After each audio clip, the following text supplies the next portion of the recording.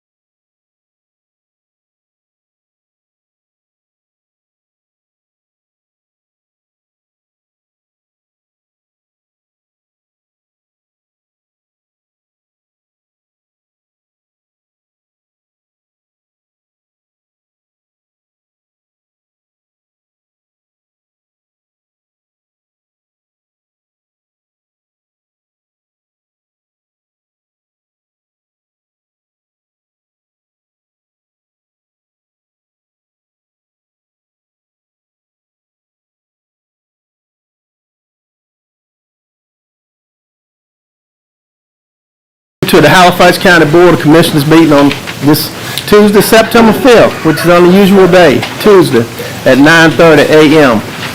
And from the looking at everyone, I see my congressman standing out there in the hallway. We have to really show love for each other this morning, don't we? But anyway, thank all of you all for being here.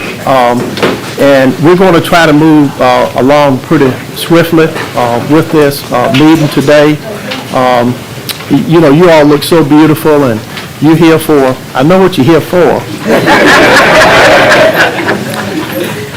Anyway, we're going to be led in invocation by Commissioner John Smith, after which we're going to do the Pledge of Allegiance in unison. Invocation by Commissioner John Smith. Those who wish to join, please stand.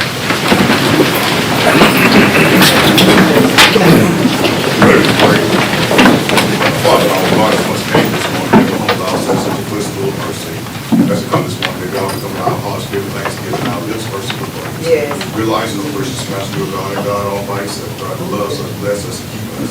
So when we rock with you, God, we do not pause just to say thank you. Thank you. Thank you. Precious master for letting us rock, for blessing us to start another day's journey. As our journey is found this morning, God, take care of business affairs and just our breakdown, oh precious master, for praying for wisdom, knowledge, and understanding. Yes. Help us, oh precious master, do these things which will be beneficial to you, please your people. Whereas the precious master, you bless mankind everywhere. Keep us now, and you'll keep us. This is the mighty name of this man. You still we pray and say amen. Amen. I pledge allegiance to the flag of the United States of America and to the republic for which it stands, one nation, under God, indivisible, with liberty and justice for all.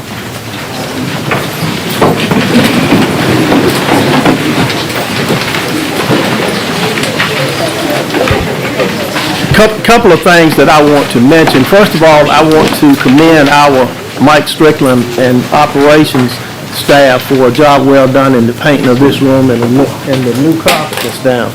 So let's give them a hand clap of thanks. And the other thing, if you need to sit, we will have some chairs out in the hallway. So anyone who comes, feel free to, sit out in the hallway.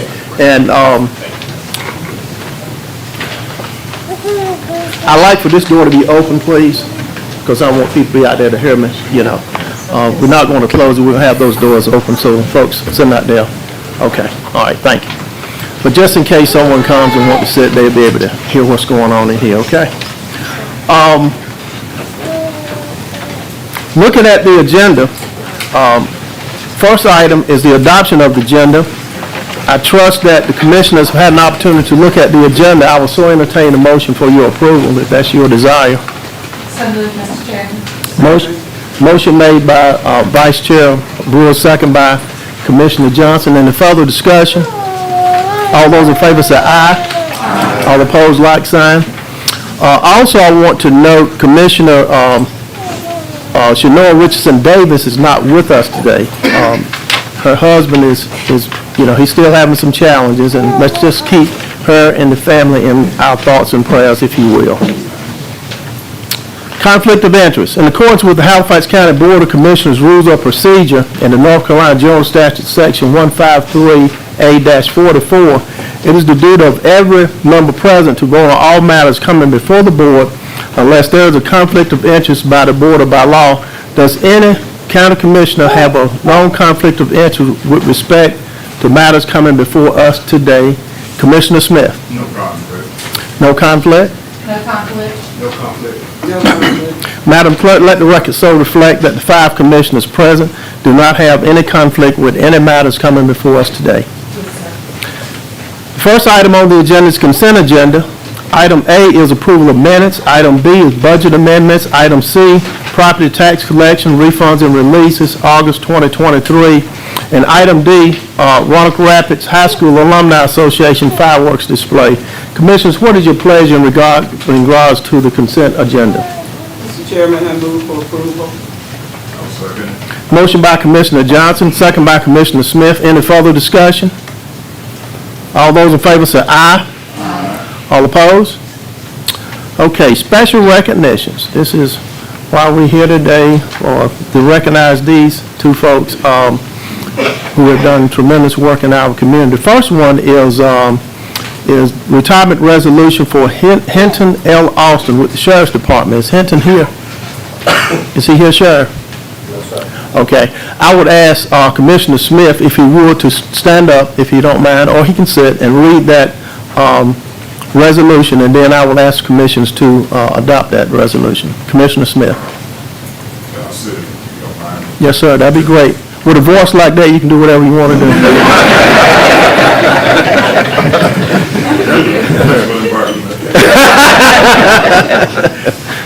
Whereas Hinton L. Austin decided to retire as a detention officer to the Halifax County Sheriff's Office effective August 31st of the year 2023. And whereas he has spent 5 years with the local government, he has also served in many positions of honor in the community and state, as well as being a dedicated public servant to the citizens of Halifax County. Now therefore be it resolved that on this day, Tuesday, September 5th of the year of 2023, the Halifax County Board of Commissioners did honor Mr. L. Austin with formal adoption of this resolution to be recorded in the minutes of the meeting of this day. Mr. Chairman, I move that this resolution be adopted. Okay, there was a motion by Commissioner Smith. Is there a second? Second by Commissioner Webb. Any further discussion? All those in favor say aye. All opposed? Okay, Sheriff, I'm sure that between you and the clerk, y'all will make sure that he receive that paperwork. Yes, sir. Okay, thank you. All right, this time, and I know all of you here, right? You know, I want you to know, when I talk with the Board of Commissioners and our county manager about recognizing Reverend Dr. C. McCullen, you know, Dr. McCullen, I want you to know that they very enthusiastically, I did pronounce that word right, didn't I? Wanted to do this. Matter of fact, I had one commissioner, Commissioner Smith. I said this to him a couple of months ago. Commissioner Smith said, Chairman Brown, why don't we do it sooner? I said, okay, but I don't know about that. But so he had wanted to do it a couple of months ago, but they wanted to bestow this today upon you. And at this time, I'm going to ask Commissioner Linda Brewer to come and pin the boutonniere on Reverend Dr. C. McCullen.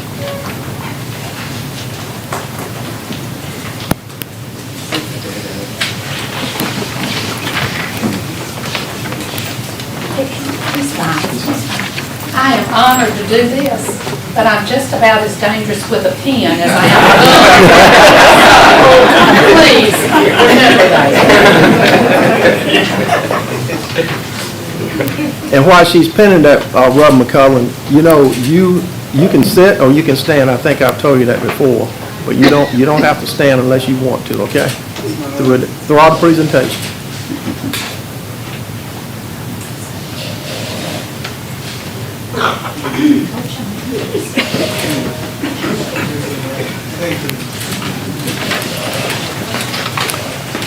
Okay, now, you know, I know we got Baptist, Presbyterian, Pentecostal, and a lot of other denominations in here. But we're going to have, when the speakers come up, you know, we're going to remind it that we're only going to have 3 minutes or less to speak, okay? 3 minutes or less. The only exception to that is our congressman. He's going to have 5 minutes or less. So, and you know, just like in the church, in the Baptist church, if y'all see me do this, you know it's time. Okay, so at this time, we're going to have a longtime friend of Reverend McCullen and a commissioner. And that's why we have as many commissioners as you see sitting on this board, because of her husband, Horace Johnson, who filed a lawsuit with Reverend McCullen was a part of it. Former Congressman Butterfield was an attorney who led that charge. But anyway, we're going to ask Commissioner Johnson to come forward this time. You right down by him. Just stand right by him and then you can sit. Yeah.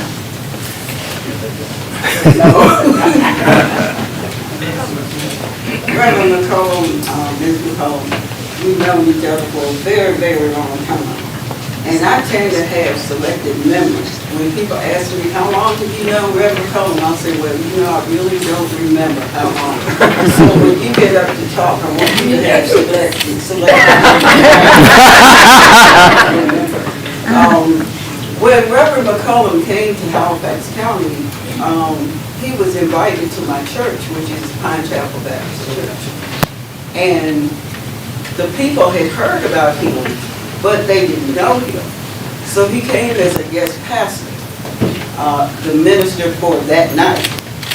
And it is our tradition that when a guest minister comes, our pastor comes in first, then the guest minister comes after him, and all of the ministers will go to him. So there was a lady sitting beside me, and she was, I guess, almost 90. And she pointed to him, and she said, is that the guest pastor? I said, yes, ma'am, it is. She said, he's mighty handsome, isn't he? So she sat there for a while, and then she said, when church dismissed, I'm going to be the first person up there to shake his hand. She was a spry little lady, and she made sure that she was the first person up there because he was so handsome. There are so many things that I could say. There are so many situations that we've been in. I could write a book if I was a journalist, but I'm not, so I can't. But I think about the times early on Saturday mornings when we would go from church to church to make sure that the people in Halifax County were ready. I remember the forums that we would have, that we would go from church to church and give the people an idea as to what the issues were. I remember the lawsuit and how tedious that was.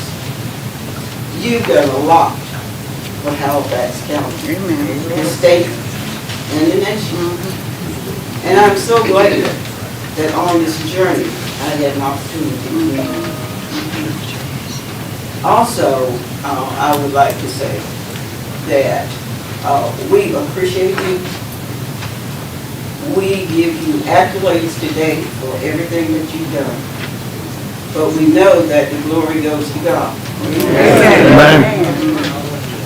And I also know, as the book of Romans says, if it were not for the Lord on my side, where would I be? Amen. And so we thank him for you, and we thank him for the life that you live. So having said that, I'm going to read this proclamation. Proclamation of honor to Reverend Dr. C. E. McCollum, Sr. Whereas Reverend Dr. Charles E. McCollum Sr. is a retired educator, civil rights activist, and for more than 48 years is the senior pastor of the historic Oak Grove Baptist Church in Liverpool and Piney Grove Baptist Church in Halifax, North Carolina.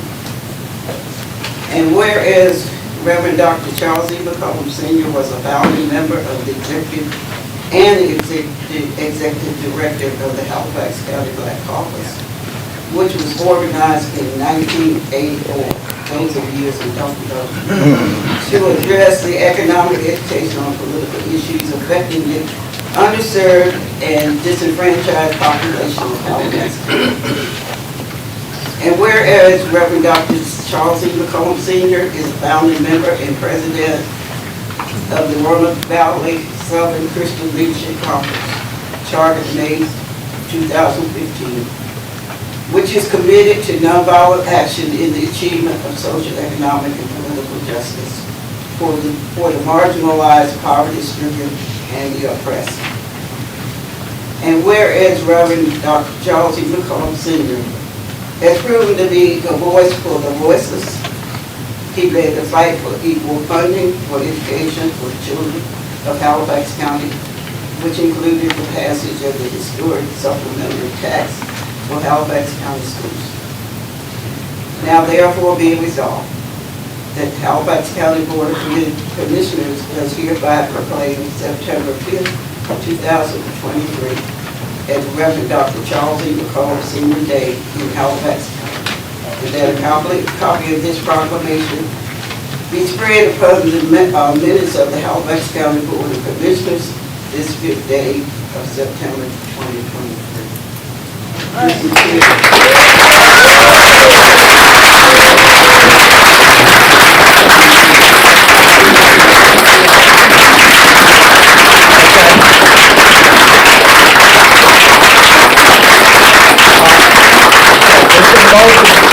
Commissioner Johnson, second by Vice Chair Brewer, that said he adopted it.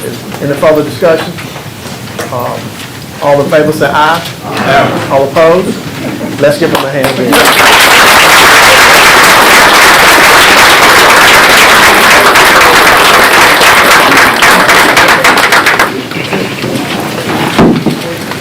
See, Reverend McCullers, the reason for that table behind you too, to put all your stuff on.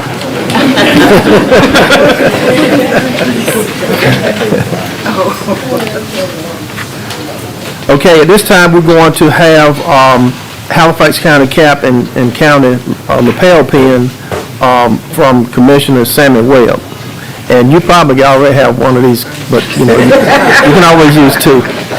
I've been to your church a few times and probably have presented one. Yes, sir.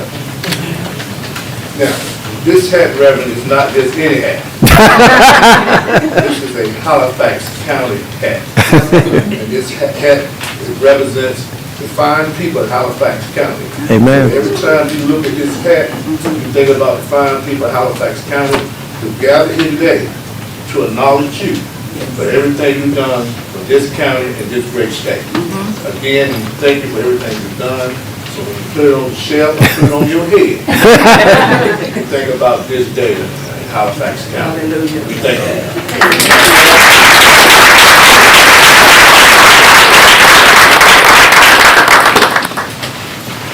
I've heard a lot of presentation that Cap, but never heard one like that, Commissioner. That's pretty good. I have to remember that. Now we're going to have a photo presentation from Vice Chair Linda Brewer.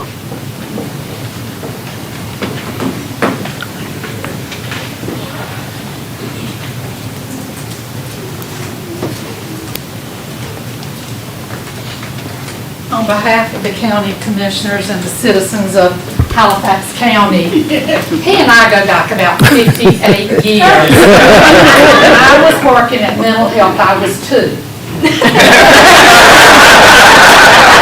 And Dr. Young and Dr. J.J. Knight did so much to help the youth of this county and the school systems.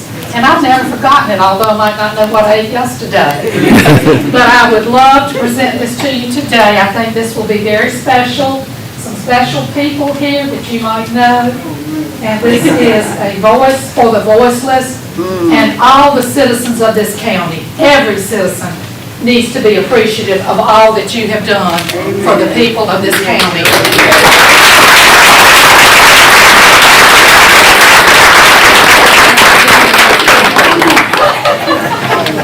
Good. Dr. Griffin, you made that photo. Yeah. And I feel you go. Right. Yep, exactly right. Awesome.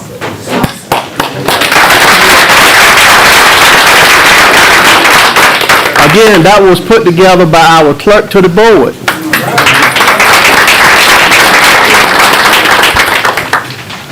Okay, at this time, we're going to pause.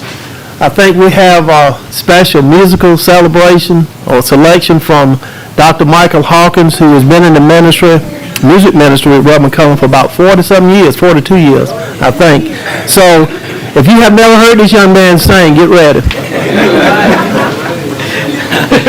Love you, Pastor. You know, I was trying to think what I could sing that would be appropriate for the day, and I came up with this song. There will be mountains that I will have to climb, and there will be battles that I will have to fight. But victory or defeat It's up to me to decide. But how can I expect to win if I never try? Oh, I just can't give up now. I've come too far from where I started from. Nobody told me the road would be easy. I don't believe he's brought me this far to leave me. Never said there wouldn't be trials. Never said I wouldn't fail. Never said that everything would go the way I wanted to go. But when my back was against the wall and I felt like hope was gone, I just lifted my head up to the sky and said, Lord, help me be strong. I just can't give up now. I've come too far from where I started from. Nobody told me the road would be easy, but I don't believe he brought me this far. Oh, I don't believe he brought me this far. God's been with me. I don't believe he brought me this far to leave me.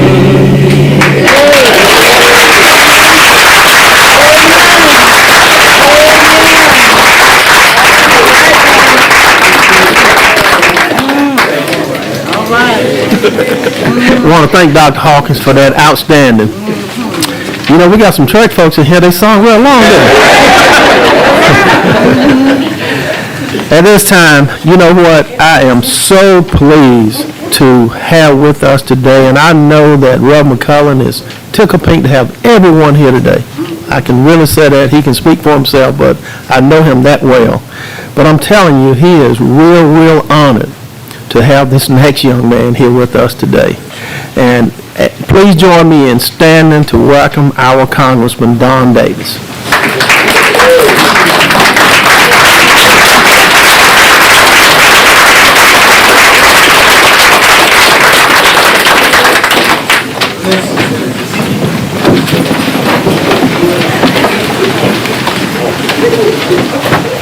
Mr. Chair.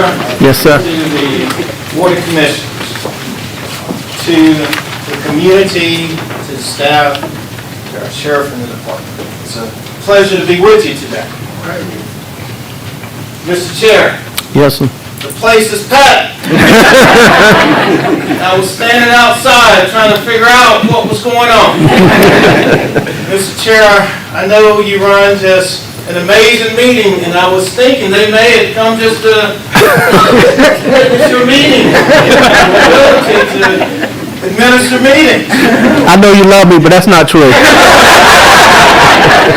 But then, Mr. Chair, I looked over and I was like, well, the incredible sheriff, the high sheriff is here. Maybe they were coming in support of the high sheriff. But then I drew a conclusion.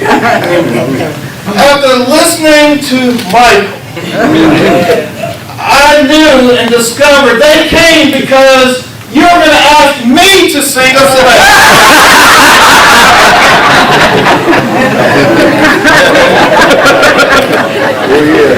Reverend, do you think any of these things?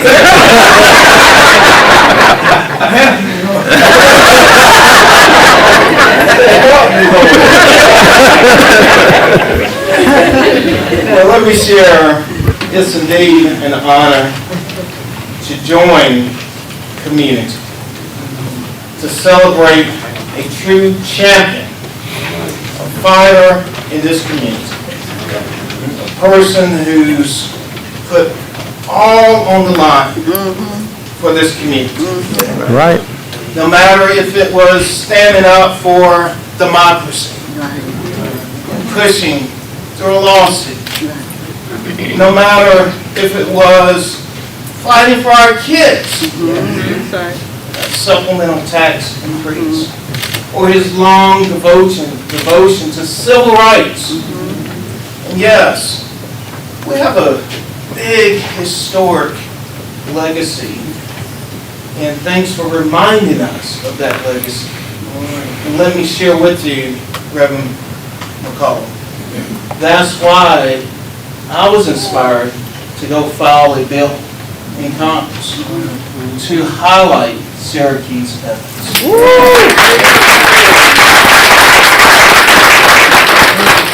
But it's because of you. And it's all those things. And I have not even touched on the souls that he brought to our Lord.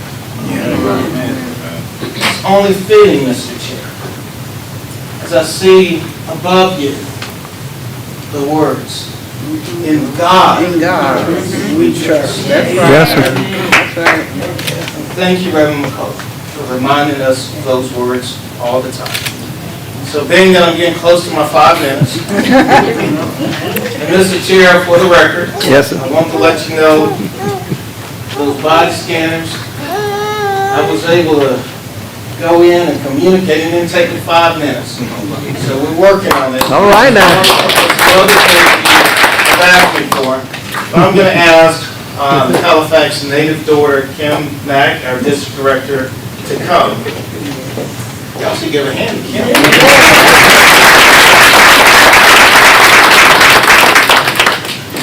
And I want to share with you what this is. This is what's called congressional records. And what we've done is we've captured many of the comments that have been shared, your background, your contributions. And the biggest and most important thing I would say, this has been officially entered into the congressional records, which therefore becomes documented as part of the history of this country.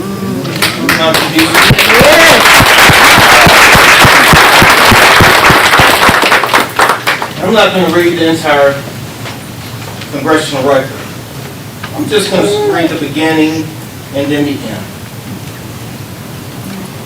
Mr. Speaker, I rise today to honor and pay tribute to a visionary, dynamic, and God-fearing pastor who has served Halifax County, North Carolina for 50 years. Since 1973, when he was licensed to preach, Reverend Dr. Charles Edwards McCollum has immersed himself in teaching and preaching the powerful Word of God to countless individuals. For nearly 50 years, Reverend Dr. McCollum has been the senior pastor of Oak Grove Promised Land Ministries in Littleton and Piney Grove Baptist Church in Halifax. During his pastorate, these churches have grown spiritually and numerically. Reverend Dr. Charles Edwards McCollum's life has been one of selfless leadership and profound impact. I join the chorus of others in celebrating him for his outstanding contributions to the citizens of Halifax County, the 1st Congressional District of North Carolina, and the nation. I eagerly anticipate his continued positive influence in the years ahead. Thank you, Mr. Speaker.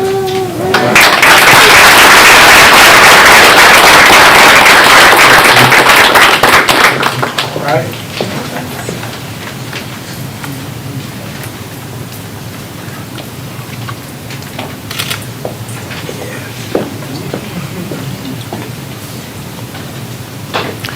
Let's give him another hand.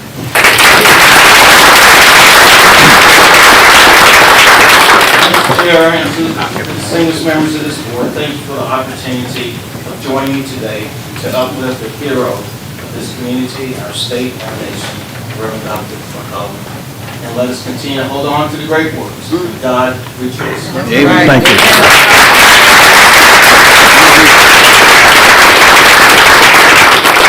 I know that Representative Davis will probably leave shortly, but I want you to know he is a fighter and a drum major for Halifax County. you know, the county manager and I deal with him on a regular basis. And I'm gonna tell you something, Kim Mack, his district director, she is tremendous. Tremendous. She don't care what time it is, Congressman, I want you to know, she don't care what time it is, what day it is, she will call the chairman of the county commission, Halifax County. So, but anyway, thank you, Kim, thank you, Representative Davis, and appreciate y'all being here to honor this young man. Thank you. At this time, we're going to hear from our Halifax County Manager, Ms. Denton. She's going to come up and read something that has been sent by North Carolina House Representative Michael Ray, and he's been burning my phone up this morning. I finally answered it before we started the meeting, and he just, Reverend McCullough, he wanted me to let you know he really wanted to be here, but they're working on that budget, and they're trying to get that thing passed, and that's the reason he couldn't come. He had planned to be here last night when he talked with me.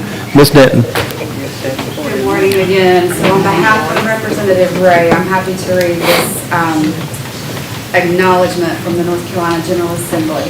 But first, I wanted to present to you, I know you see a lot of people here this morning. There were so many that we had to have more invitations made, but we did manage to keep a few for you all to have as keepsakes for your family after today is over. So make sure you have that. And forgive me if I stumble over this. I have not seen this before, so my apologies. Acknowledgement, Reverend Dr. Charles Edward McCollum Sr. Whereas Reverend Dr. Charles Edward McCollum Sr. is a native of Burlington, North Carolina.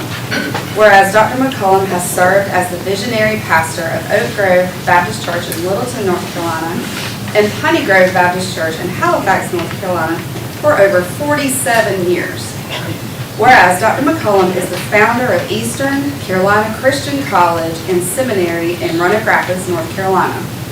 Whereas Dr. McCollum is a visionary civil rights activist for the underserved and has led many successful struggles that has changed the lives of many in Halifax County.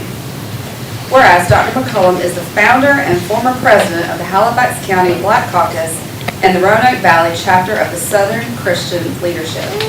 As a charter member of Roanoke Valley Southern Christian Leadership Conference, he served as the first president and is now President Emeritus. Whereas Dr. McCollum was the organizer of the Million Man March in Halifax County, where marchers aimed at being at one with ourselves, the Most High, and our people. Whereas Dr. McCollum has received many local and state awards for his service to the citizens of Halifax County, including the Order of the Longleaf Pine, and as a member and chairman of the Sarah Keys Evans Inclusive Art Project Committee, allowing him to receive the Governor's 2022 Volunteer Community Service Award for Halifax County. Now therefore be it resolved that Representative Michael H. Ray, member of the North Carolina House of Representatives, 27th District, is proud to recognize Reverend Dr. Charles E. McCollum Sr. on this special day of recognition by the Halifax County Board of Commissioners this 5th day of September in the year 2023, signed Representative Michael H. Ray.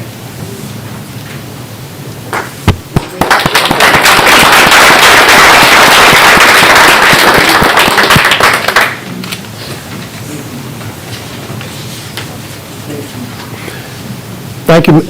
Yes, ma'am. Thank you, Ms. Denton. I tell you what, Mr. Brown, Tony Brown, our former county manager, is here. Raise your hand, Tony. And, but when Tony, you all know Tony really did an outstanding job for Halifax County. And I can't understand it. We haven't skipped a beat, Tony, since you left. Ms. Denton fell right in, and I tell you what, she's doing a great job. I call her a hard-working county manager. At this time, we are so excited. This is another one of your pupils, Reverend McCullough, Warren County Commissioner and President-elect to the North Carolina Association of County Commissioners, and my very good friend from Warren County, T. Davis, Commissioner T. Davis.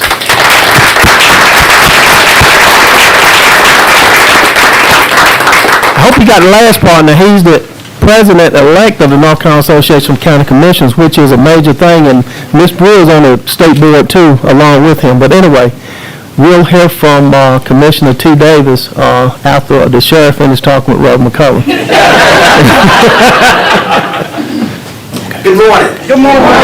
Now, of course, Mr. Chair has given me many titles, and you can see by my display this morning what hat I am representing today. Okay. But I will stand before you as what I consider the baddest, the coolest state trooper that's ever rode the road. Mr. Chair, I stand before you. Thank you so much for this opportunity. To the esteemed county government, I say thank you and welcome. Good morning.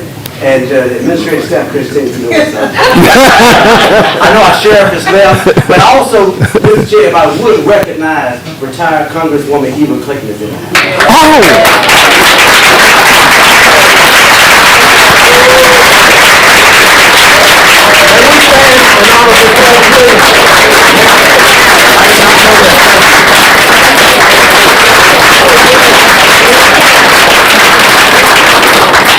Now, I've learned very quickly, and I don't know my 3 minutes is ticking, I had to do that, but I recognized a long time ago, Reverend McCullough, I truly believe, in order for you to be an effective leader, there are 2 qualities that you must possess.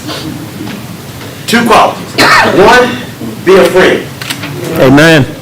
2, your ability to bring people together in a positive manner. Amen. Reverend McCullough, as you can see, today, you have done both. You are a friend, and you have brought people together.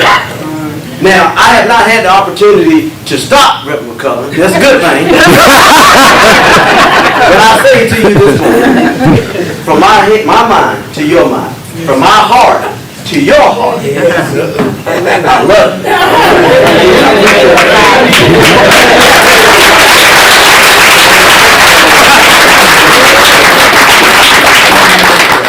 Now, as I go to my seat, I shall not recognize Mrs. McCullough, because also being an effective leader, you have to be away from the person that really, really has your back. So I salute you, Mrs.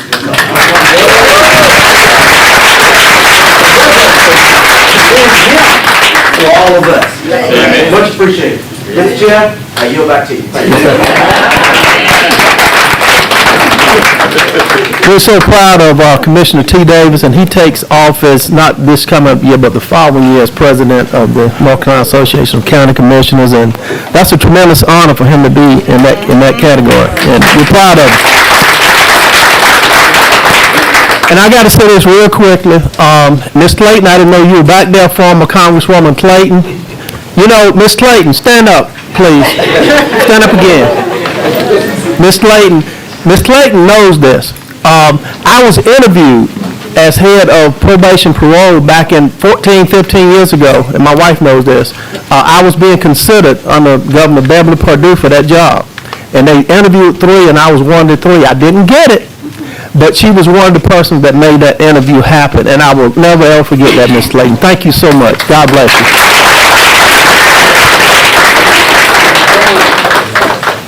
Okay, at this time, and I think about her husband, T.T. Clayton, the attorney. Oh, my God. At this time, we're going to have Mr. Tyus Field, who is chair of the Halifax County School Board, to please come forward. Mr. Field. I always got to dress meet when Mr. Field comes because you know he's going to bring it. Good morning. Good morning. Board of Commissioners, to the community. When Chairman Bryant asked me to be a part of this celebration, I am just so elated and so honored to be here with this man. All right. I moved to this community during the 70s. And during that time, Reverend McCullough was a member of the Halifax County Board of Education. And through his leadership, we were able to continue to do good things in the county. And to this day, I remember all those times where he was a proponent of not only the equality of citizens here in Halifax County, but also a champion for children and education. And I'm talking, I've known this man for 50 years. And he's always stood. And even during the last time I was elected, when it was time for me to take office, Reverend McCullough was there for me. As he stood there and held the Bible, as I took the oath to become a re-elected member of the Halifax County Board of Education. That meant a lot to me. And as we stood there under that tent, it was so hot that day. But he was there. And I'll never forget all the things and all the time during the primaries when he was a proponent for presenting the candidates to the community. Year after year, cycle after cycle, Reverend McCullough was there, not only for the Halifax County Black Caucus, but the Southern Christian Leadership. And all those memories, I'll never forget. And I'll leave Reverend McCullough with this. He always said, y'all don't hear me. But because of prayer, miracles do happen.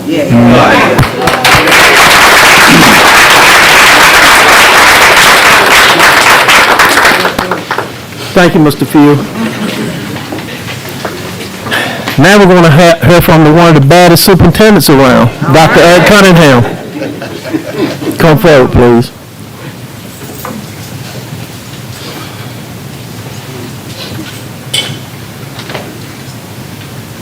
Good morning. Good morning.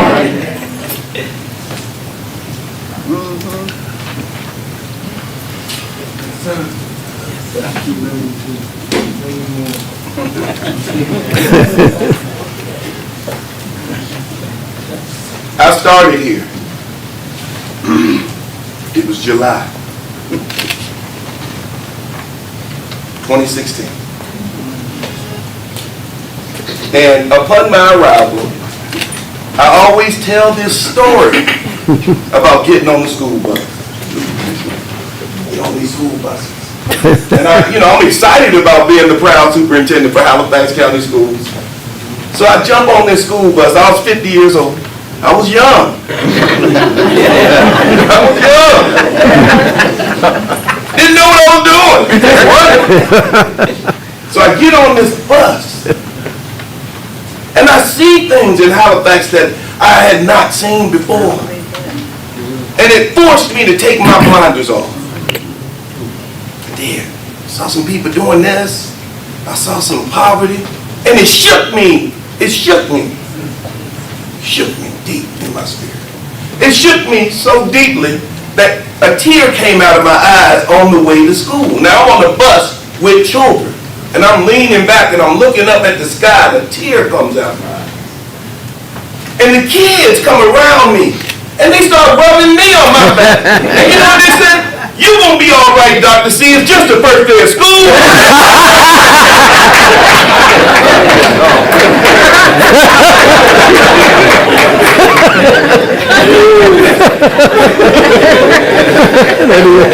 So I snapped my head up, wipe that tear. I said, resiliency, we can build on that. We fall down, we get up. We fall down, we get up. Now, I only tell the first half of that story. There's a second part. You came to see me that day. You sat in my office that day. And I don't tell this side of the story. And you could tell something was on my heart. You were with him, Mr. Mix. See, something was on my heart. I was heavy. See, I was doubting myself as the new superintendent at Halifax County Schools. And you looked at me that day, sir, and you said, get your head up. You have what it takes. Yeah.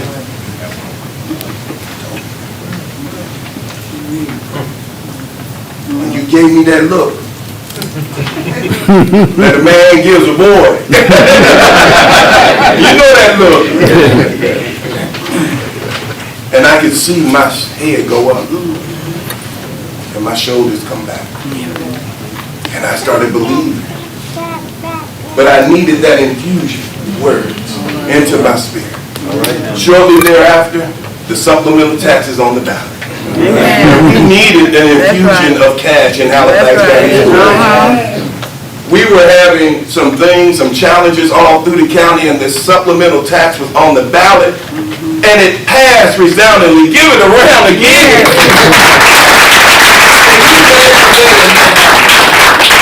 It provided us with resources that we desperately needed.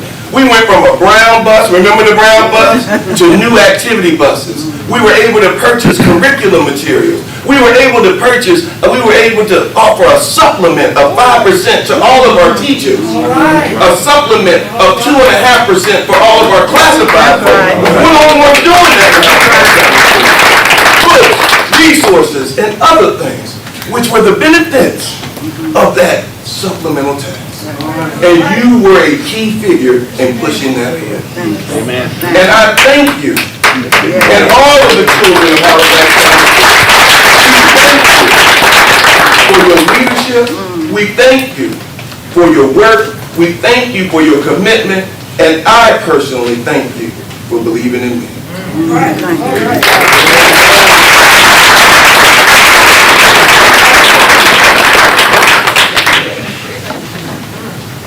Thank you, Dr. Cunningham. By the way, Dr. Cunningham, nice suit.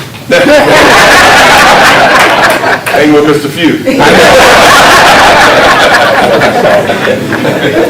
You know, I don't know if our district attorney, come in, Kim Scott. I didn't ask her to say anything, but I want you to know that our elected district attorney is here. You want to say hello? Just good morning, most good morning, and I'm sorry I'm late, but I certainly did not want to miss the opportunity to congratulate you and tell you what an honor it is and most deserving.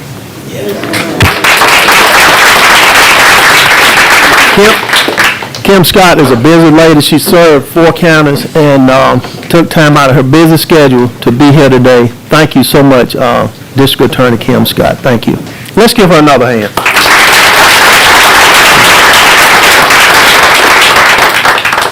We're going to hear from our Halifax County NAACP President, Mr. David Harvey. Thank you for being here, sir. Mr. Harvey and Reverend McCullum been in the trenches a lot.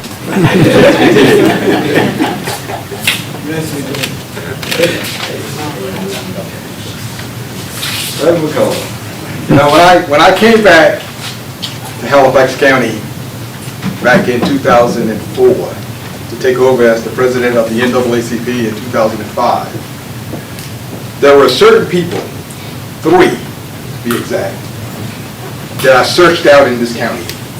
3 people that I knew that I needed to talk to right away to get the landscape of Halifax County. And I knew those 3 people could give me the landscape of this county and it would not be sugar-coated. I knew that. Because I am in the civil rights business. We're not in the make-friend business.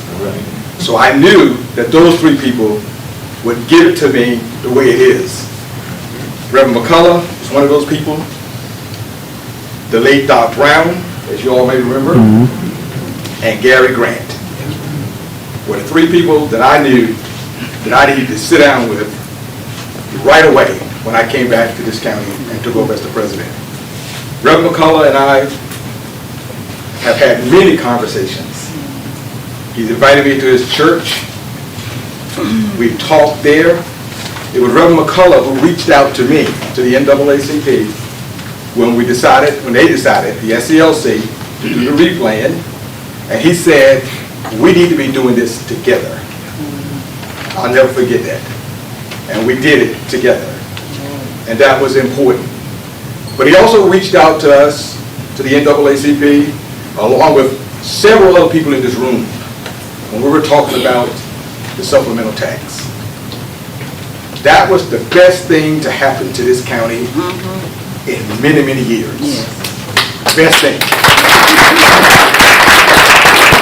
It brought parity for our children. It brought these kids in this county what they needed. But Reverend McCullough, I thank you for all the work you put into that. James Mills, Mr. Few, and so many others, because that supplemental tax had to happen. It had to happen. And I just thank you for your leadership. Thank you for reaching out to the NAACP, working together with us, and recognizing that we're in the civil rights business and we need to be working together.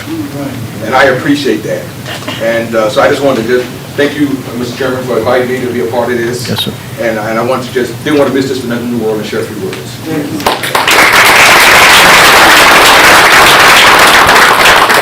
Thank you, Mr. Harvey. At this time, we're going to ask Mr. James Pierce to come up. Mr. Pierce, his lovely wife is here. We're going to ask him to come up and Mr. Pierce picture's on that wall because he's a former chair of the county commissioners. And also, he's a former member of the Halifax County School Board, too. Mr. Pierce. Mr. Chairman, Commissioners, good morning. Good morning. I'm mostly here on a personal note. Everybody else has been talking community service and all of these things, and I certainly applaud him for that kind of work. He asked me just a minute ago, prior to the meeting beginning, James, why do you think the good Lord's keeping us here? And my response was, he still has work for us. Amen. In the late 70s, early 80s, I had two sons that were in Halifax County Schools. He was on the school board, and he was getting ready to get off at the time. And I got a message from Oak Grove Church that Reverend McCollum, Pastor McCollum, wanted to see me. So, oh Lord, what's that about? So I went to see Dr. McCollum, and at that time, he told me, I want you to run for the school board. I said, man, I ain't got time for this stuff. So he continued to encourage me and kind of mentor me, and he still does, matter of fact. He has for ever since then been my role model and my mentor, and he continues to advise me on a lot of things that need to happen in the community and that we work on behind the scenes. So thank you for your friendship, thank you for your mentorship, and keep on keeping on.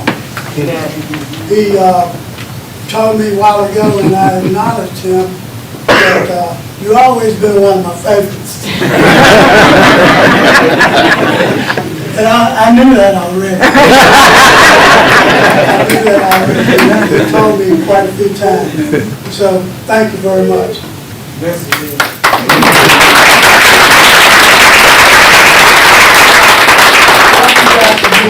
Yes, sir. Okay, at this time, we're going to, I'm going to ask for any comments from any of the county commissioners. You know, just about all of us have spoken, but if there are any comments from the county, or our county attorney. Put you on the spot. I'll be on the spot.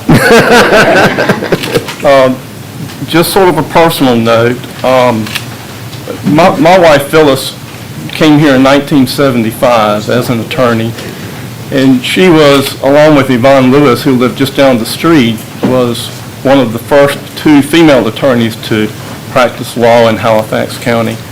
And in 1983, she was the first female assistant district attorney. So Kim, and I think I mentioned that to you some time ago.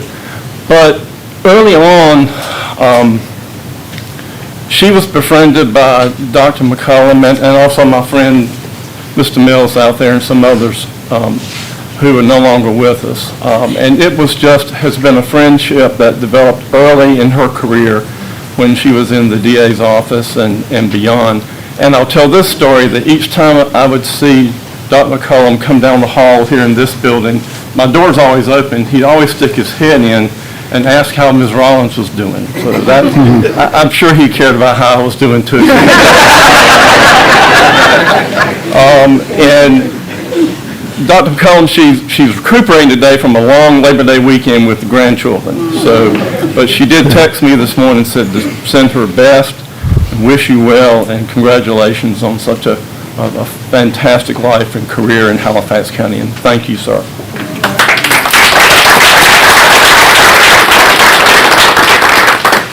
At this time, I want to recognize some elected officials, appointed officials. I see the former mayor of Enfield, my good friend Kay Hardaway. Hadn't seen you in years. Thank you for being here, Kay.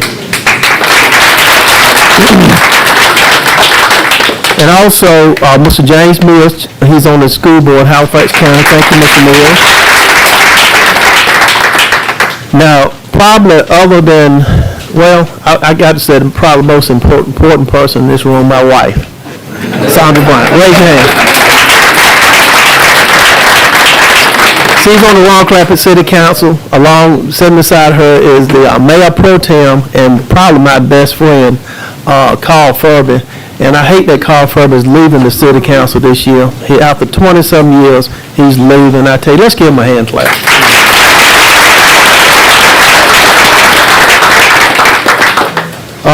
We also have a figure group facing, Town of Littleton Commissioner and a friend, Miss Facing.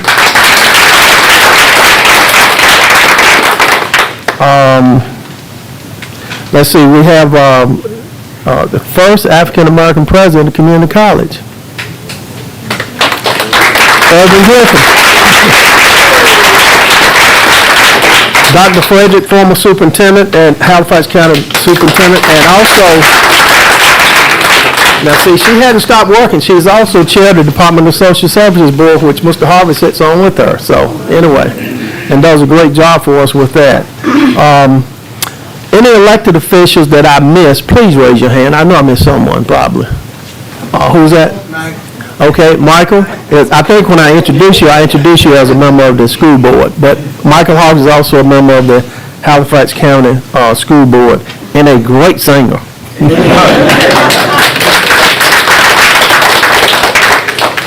Special thanks, though, to all my colleagues on the Halifax County Board of Commissioners and to Andrea Wiggins, clerk to the board and assistant to the county manager. Andrea was just, boy, I'm going to tell you something. She was tremendous with this, y'all. And Halifax County Manager, Dia Denton, her staff, Mike Strickland. Sheriff Tyree Davis had to leave, had a call. Also want to thank Captain Roy Rook, who is a member of Reverend McCullough's church. Captain Rook said, Chairman Brown, I'm going to stay with him all day if I need to. And we appreciate that. Thank Richard Holm from the Dale O'Hara. Thank you for being here, Richard. And Lance is supposed to be here, but I know he's listening to us. And Lance, I'm going to tell you in advance, go Cowboys. Okay. I know Mr. Mills liked that because he's a Giants fan. All right. I see you over there, Shane, shaking your head too. All right. Now, we got a few more things to do just before we dismiss. The first thing we want to do is, we want to hear from Reverend Dr. C. McCullough.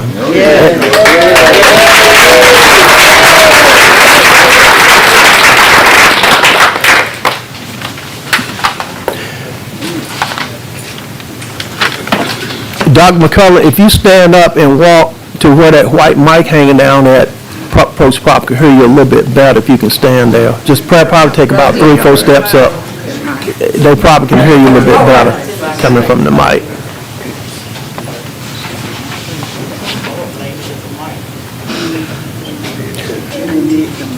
You got a sermon there, Doc?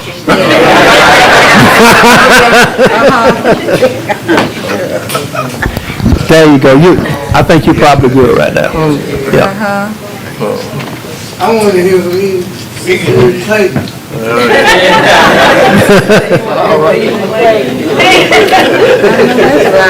Come on. Let him talk.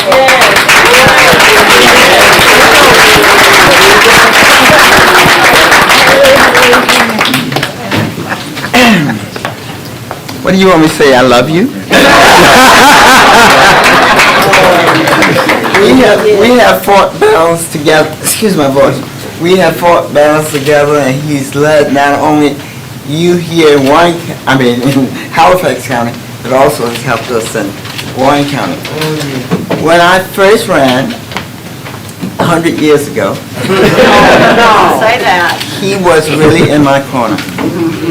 I want you to know there were 6 candidates, 5 men, 1 woman. This guy chose a woman.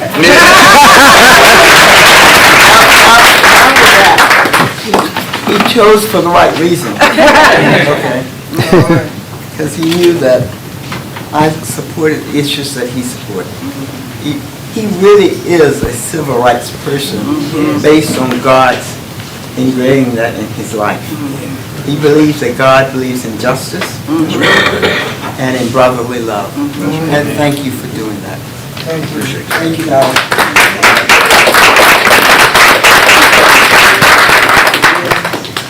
Thank you, Ms. Layton. You're welcome.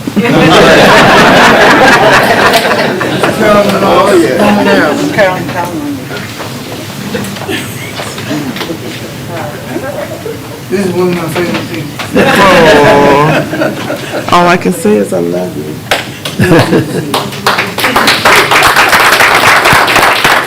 My wife is not jealous. Of me saying that I love you. Because she knows it comes from a space that we share and the love for the community. So, thank you for your support for the Ella Baker Educational Project of North Carolina. And when we got that Ella Baker Historical Highway marker put in place, you've always been there. You're always there at those vital moments where a difference is made and an understanding comes to the hearts of the citizens of how we are to be with one another. Thank you. Thank you. Thank you.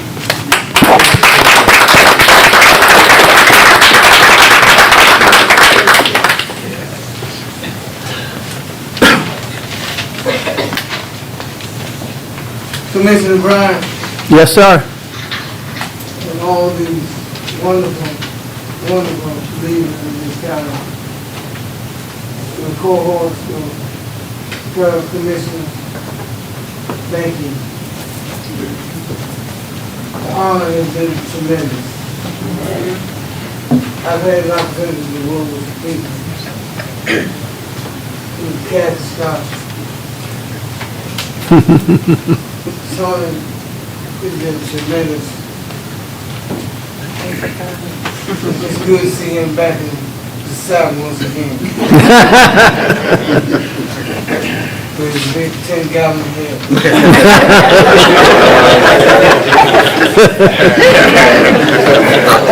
He can lose a few gallons. It's under the schedule for this gathering of the senior people. I want to say thank God for my family. Thank God for my church family.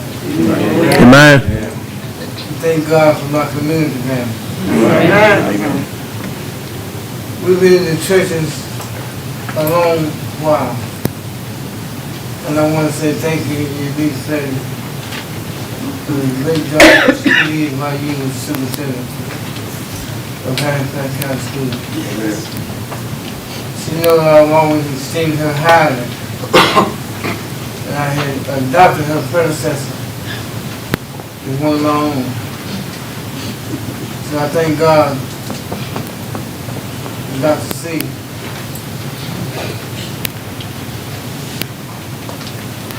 He sits at my table as a friend and a son.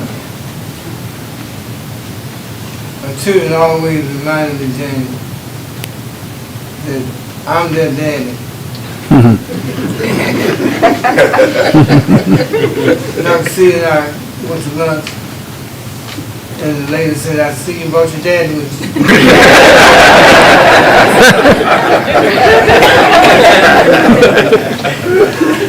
Times he didn't deny it.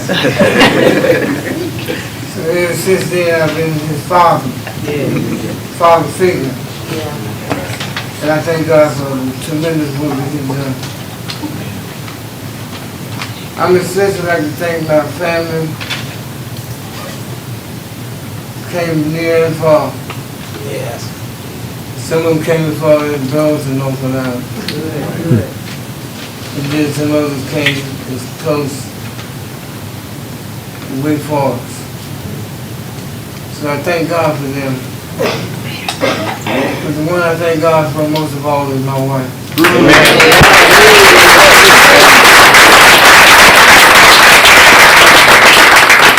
She is still by my side in all that I endeavor to do.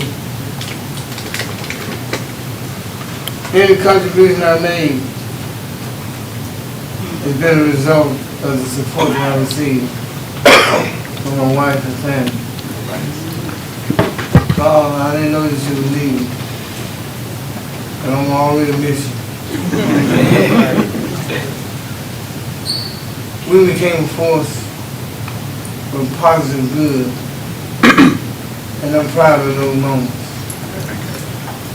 And is a history recorded, in fact. And this is what I'm so appreciative of, Carolyn.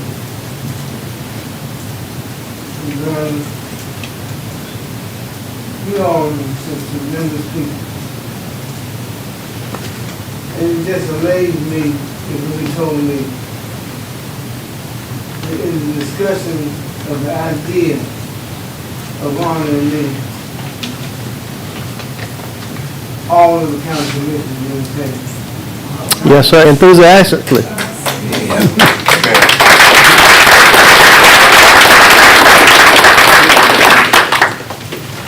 I conducted a lot of fights, fighting for civil rights, human rights, organizing and hosting wellness forums to combat social ills in Halifax County. One of my proudest moments was when I served as leader of the Halifax County Black Caucus, who put on the books over 4,000 new voters.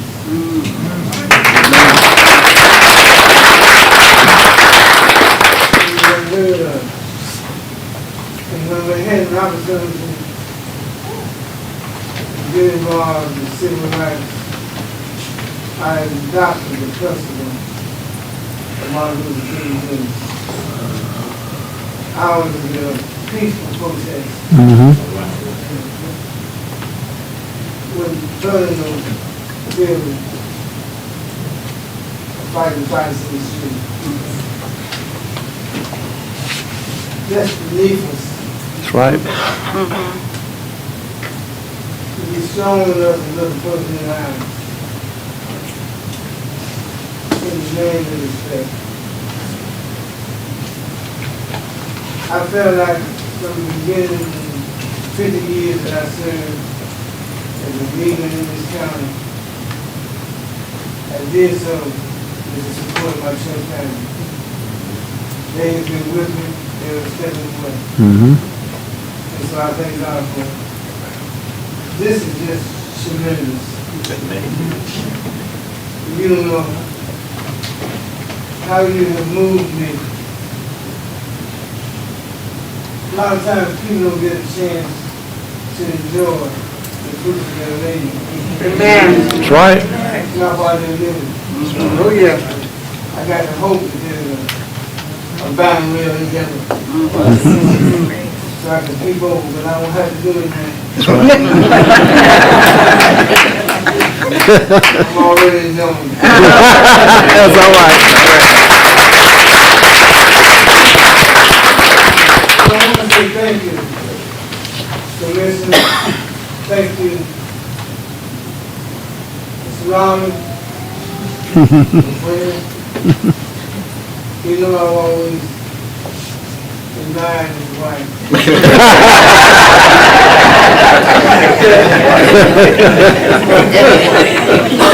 You know he was safe. Because he came from the house. And so thank you, all of you guys. You've been tremendous. You got a champion in Santa Maria. That's right. And I'm glad to see him here. In these last days when we might have together, I hope that we can enjoy working together.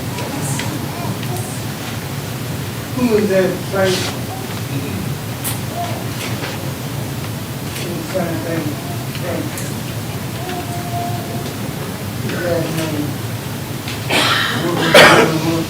Oh, Frank Avett from Hobgood, Frank Avett. Sorry about that. That's right. He always reminded me that we didn't accomplish much. I wouldn't be here. Amen. So he is enjoying his space in another place. When his legacy is after us. And I want my legacy to live after me. Amen.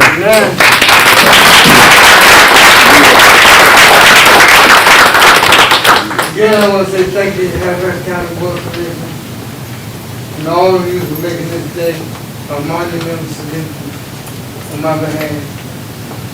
One that I believe in me ever of it and the end of time and serve as a testament to future generations. It's possible to be in the world a little bit better than what we're down. That's right. Right? That's my hope. That's my dream. That's the legacy that I want to leave behind. A little bit better. Amen. That's what I'm doing. God bless you.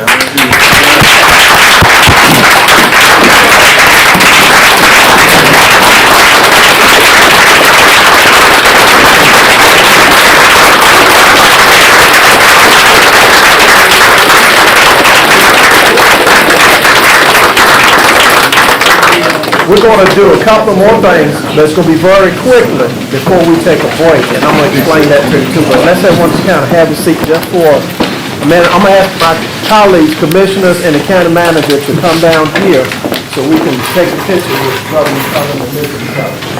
So everyone just kind of stay in place for a second.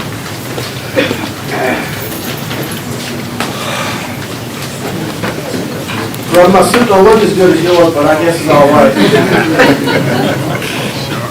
You always shout, Mom.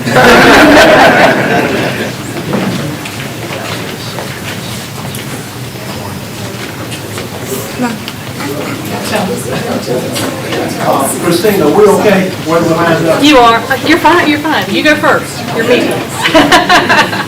I'll come back.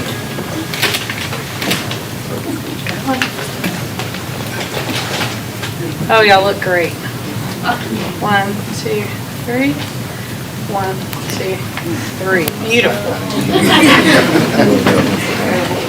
Now, the next one I'm going to,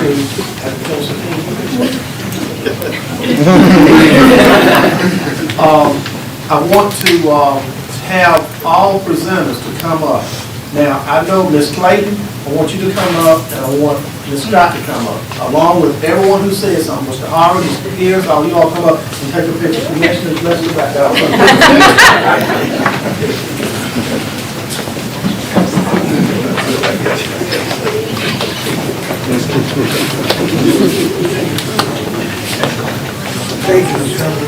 Captain Moore, why don't you get in that picture too, on the side there? And y'all may have to shift over a little bit. 2 police guys there on the end, that's good. All right. Let me get out of the way.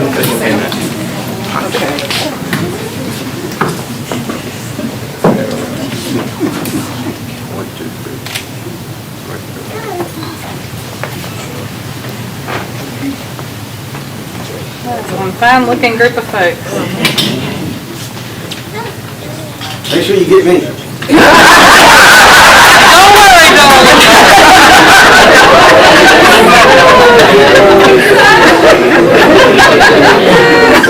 Be the first one she gets.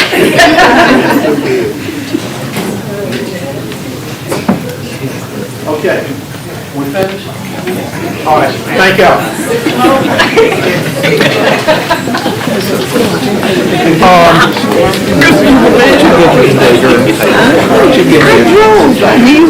Now, what we're going to do next, we're going to ask Commissioner Smith to do the blessing of the food, which is out there in the hallway. Blessing of the food, that's for everyone that's in this room out there in the hallway. Feel free to partake of the food.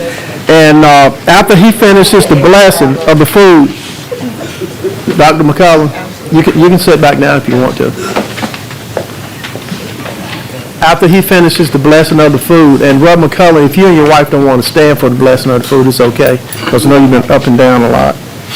But we're going to ask Commissioner John Smith to do the blessing of the food, and then after he finishes that, we're going to be at ease for 20 minutes. So, I'm going to say at 11:10, commissioners, staff, let's be back in place, and everyone in the audience who's taking a part about the rest of our agenda, because we do have other business on the agenda.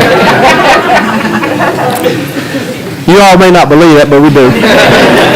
Okay, at this time, Commissioner Smith, we're going to ask you for the blessing of the food, sir. Those of you who wish to can stand. Brother McCullough, you don't have to. Our Father in heaven, once again, before we go on the word, says we come to God and thank you for life, health, and strength. Thank you, gracious Master, for this opportunity we've had today to come and honor this great man. When dear God has given himself to be the voice for the voiceless, oh gracious Master. Thank you for all that he has done, oh gracious Master. And above all, thank you, God, for the number of years he has stood and preached your unadulterated word, telling dying men and women everywhere that Jesus is Christ, the Son of the living God. We ask now that God, you bless the food which you brought to receive our commitment to our body. Bless the hands that have prepared it, dear God.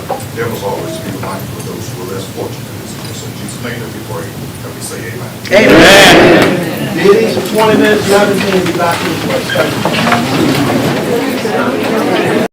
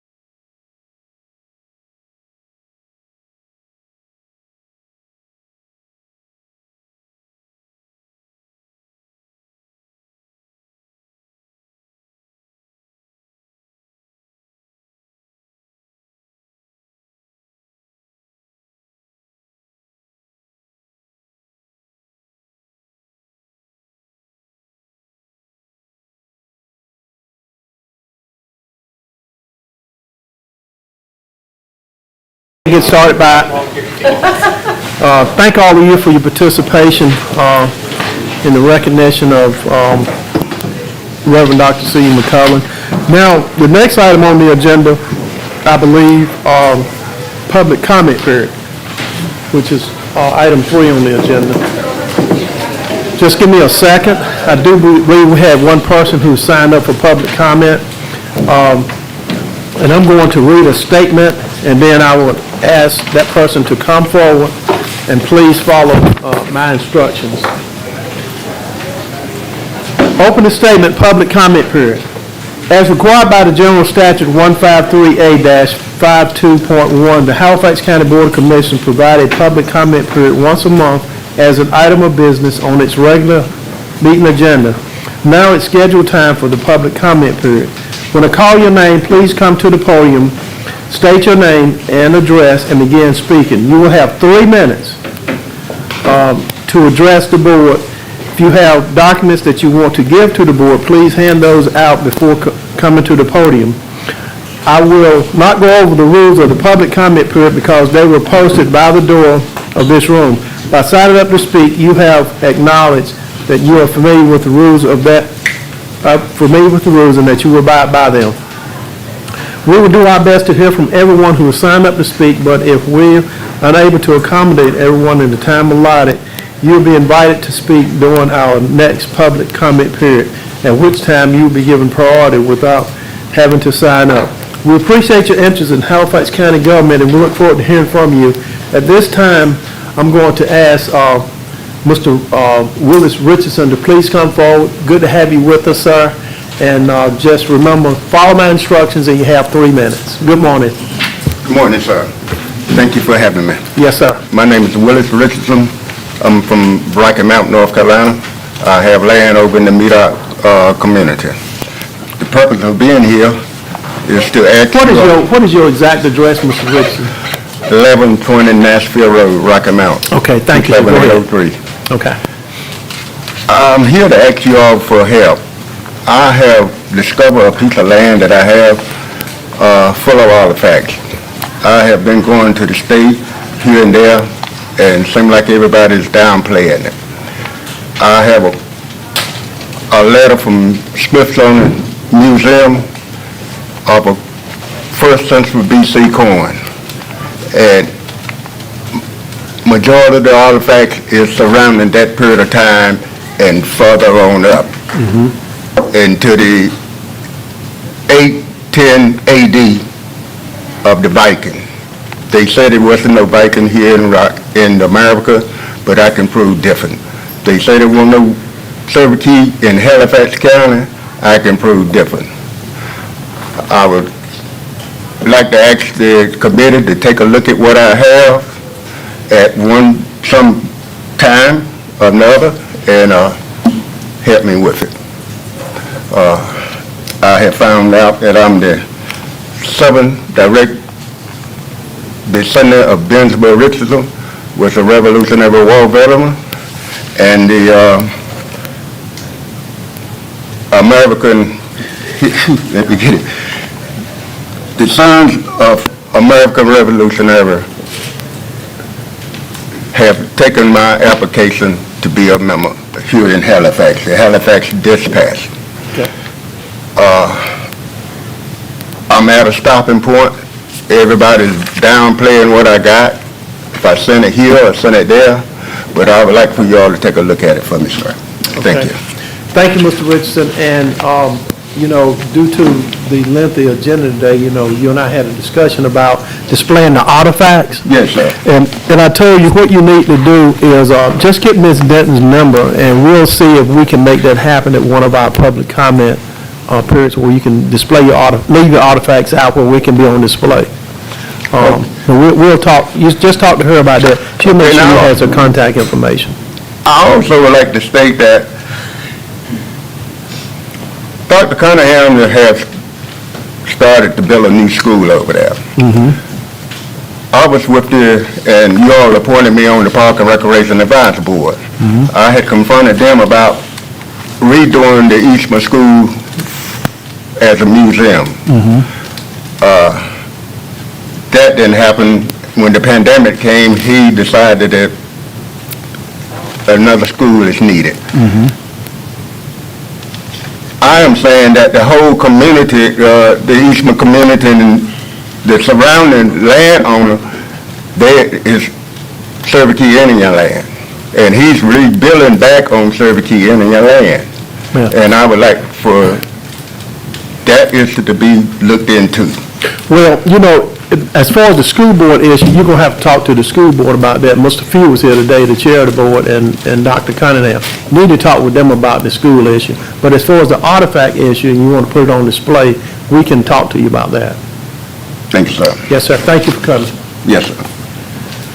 Okay, at this time, we're going to move to the next item on the agenda, which is the agenda items.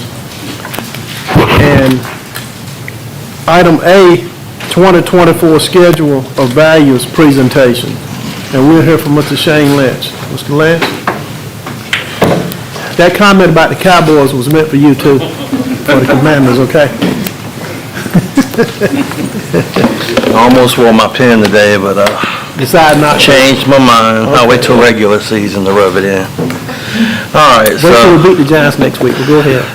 I left everybody a gift at their seat this morning, a little reading material.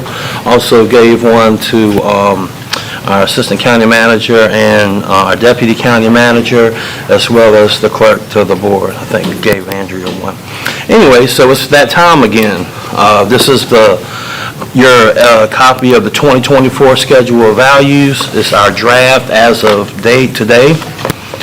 We have worked diligently to get good information for the upcoming reappraisal. For those of you that don't know, I know we have one new commissioner here, and then, of course, Commissioner Smith wasn't sitting when we adopted the 2020 schedule of values. His son Marcel is there. So I'll give just a quick overview of what a reappraisal is, why we have it, how often we have it, and stuff like that.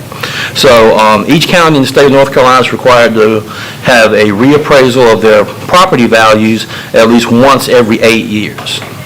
And that was the practice of Halifax County for a very long time, 1999, 2007, and 2015. Upon my appointment in 2015, we started talking about advancing the cycle. So for my first cycle as the appointed assessor, we advanced it 5 years. So our most recent reappraisal was in 2020. That was per a resolution adopted by this board in 2018. In that resolution, it advised me to do a 2020 reappraisal and then subsequently do a reappraisal every 4 years, which is what we're doing now. So this is for 2024. We'll plan our next one in 2028, and so on. Mr. Lynch, why did you say 5 years at first? I missed that part. Well, so apparently my predecessor had spoken with the board at a retreat about advancing this the cycle for 4 years. Right. We didn't recognize until midway through that cycle that an actual resolution had not been adopted and recorded. We were also going through a software update and conversion at that time. So just to make it easier on the tax department, on the commissioners, and on the citizens of Halifax County, we just opted to do it 5 years the first time, with every subsequent one being 4 years. So we're for sure 4 years now, which is now close to half the counties in the state have advanced their cycle. And with us having a recreational lake and a city like Roanoke Rapids on the I-95 corridor, you don't want to have your values locked in for 8 years. You want to address them, right, a little more frequently. All right, so on the inside pocket of your binder is a little memo that I inserted, labeled 2024 Schedule of Values. And this is just an overview of some key notes that about the schedule and things that have changed in the schedule, and a timeline of adopting this schedule. All I'm doing today is submitting this schedule of values for your review.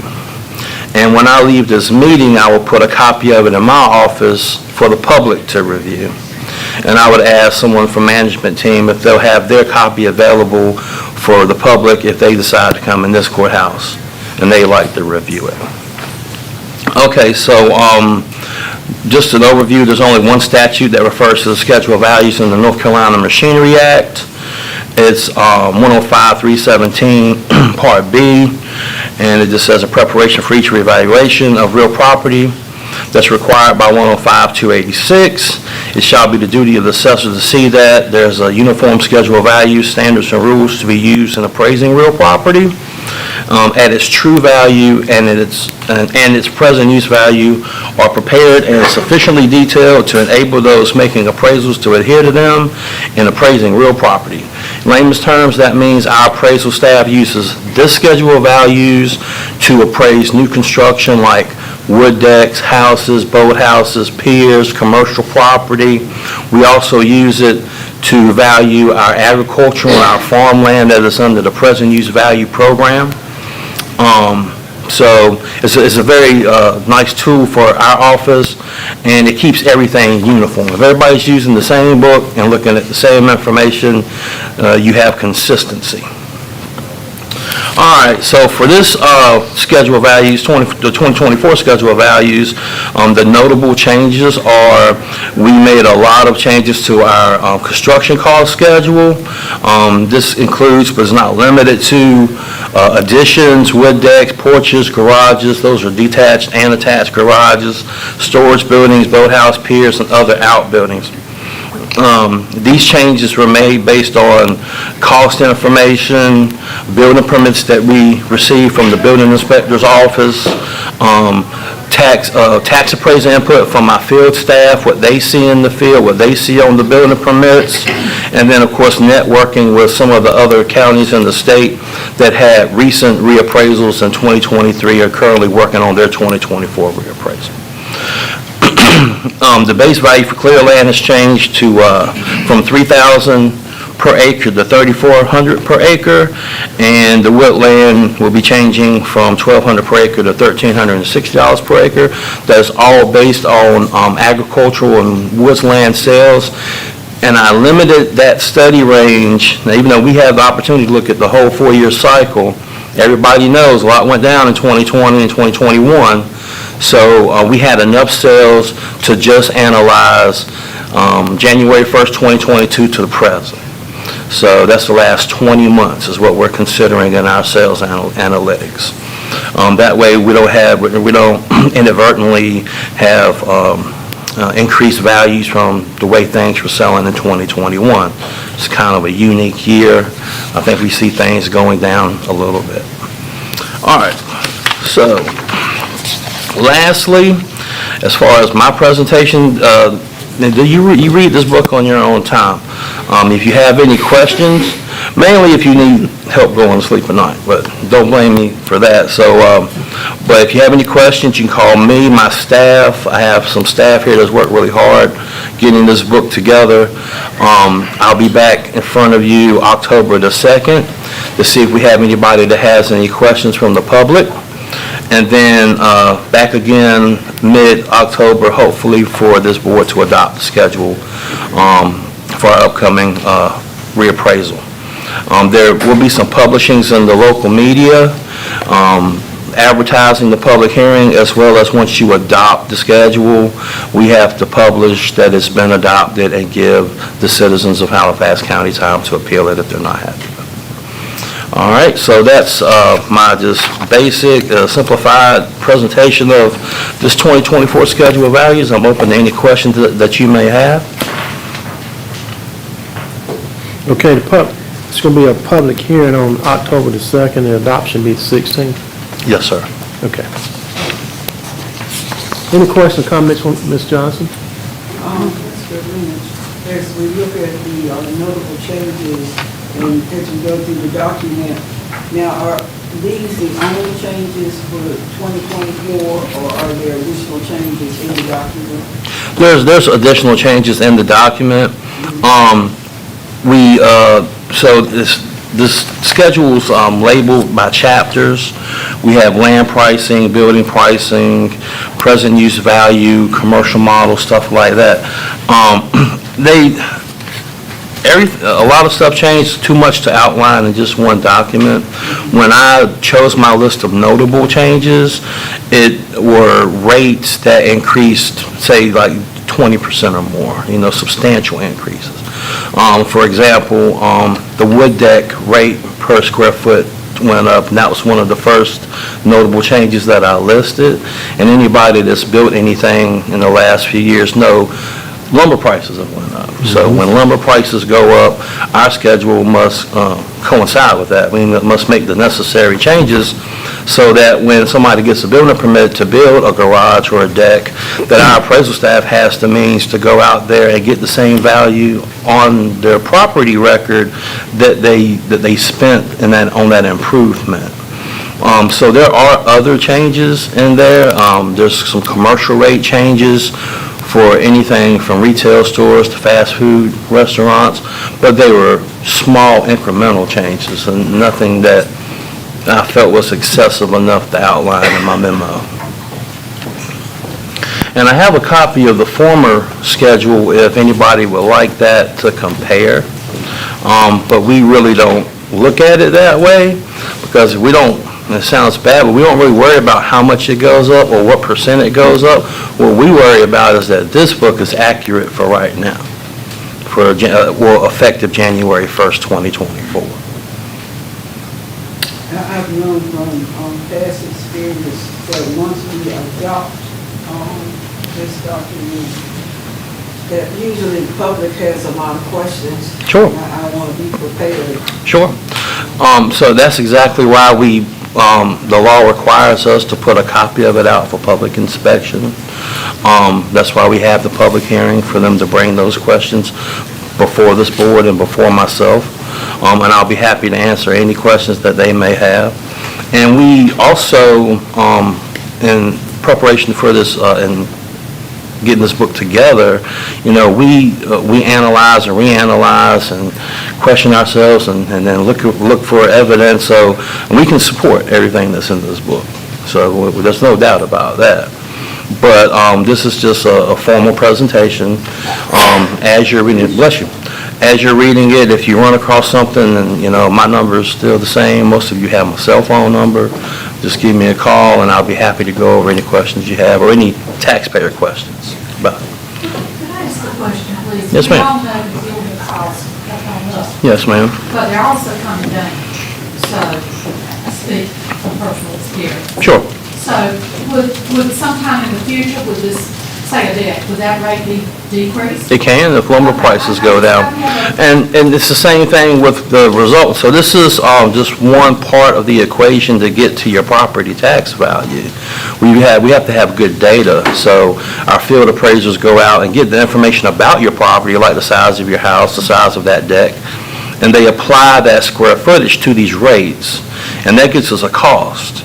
At which time, depending on the age of your house or deck, we also have depreciation tables in here. So, nothing stays new, maintenance is required. And so inside this book as well are depreciation schedules. Now, we don't change those. A house typically is going to remain having a 50-year life. A deck's going to have a 10-year life. A garage is going to have a 30-year life. So, but this is just to get to that, what is called replacement cost. And then we depreciate it from there, and then we use market data, sales data, to finalize it. Yes, ma'am. Have you all finished, commissioners? Okay. I think I know the answer to this, Mr. Lynch, but what was the reason we went from 8 years to 4 years? Okay. Well, so Mr. Graham, my predecessor, was just following suit with a lot of other counties in the state, as well as what's recommended by the North Carolina Department of Revenue. Right.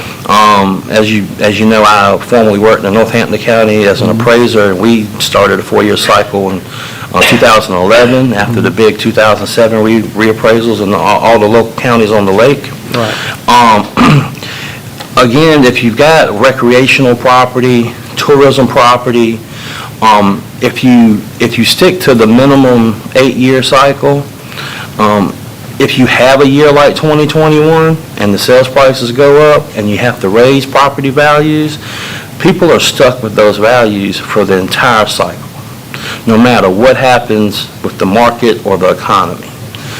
We can only change in between those cycles for physical changes. We can only make changes for physical changes, like we have a storm, or there's a fire, or if somebody builds something. But we can't change for market or economic factors. So by doing it more frequently, we can keep up with the market, and if property values do need to change, it lessens the blow of, an 8 years worth of difference.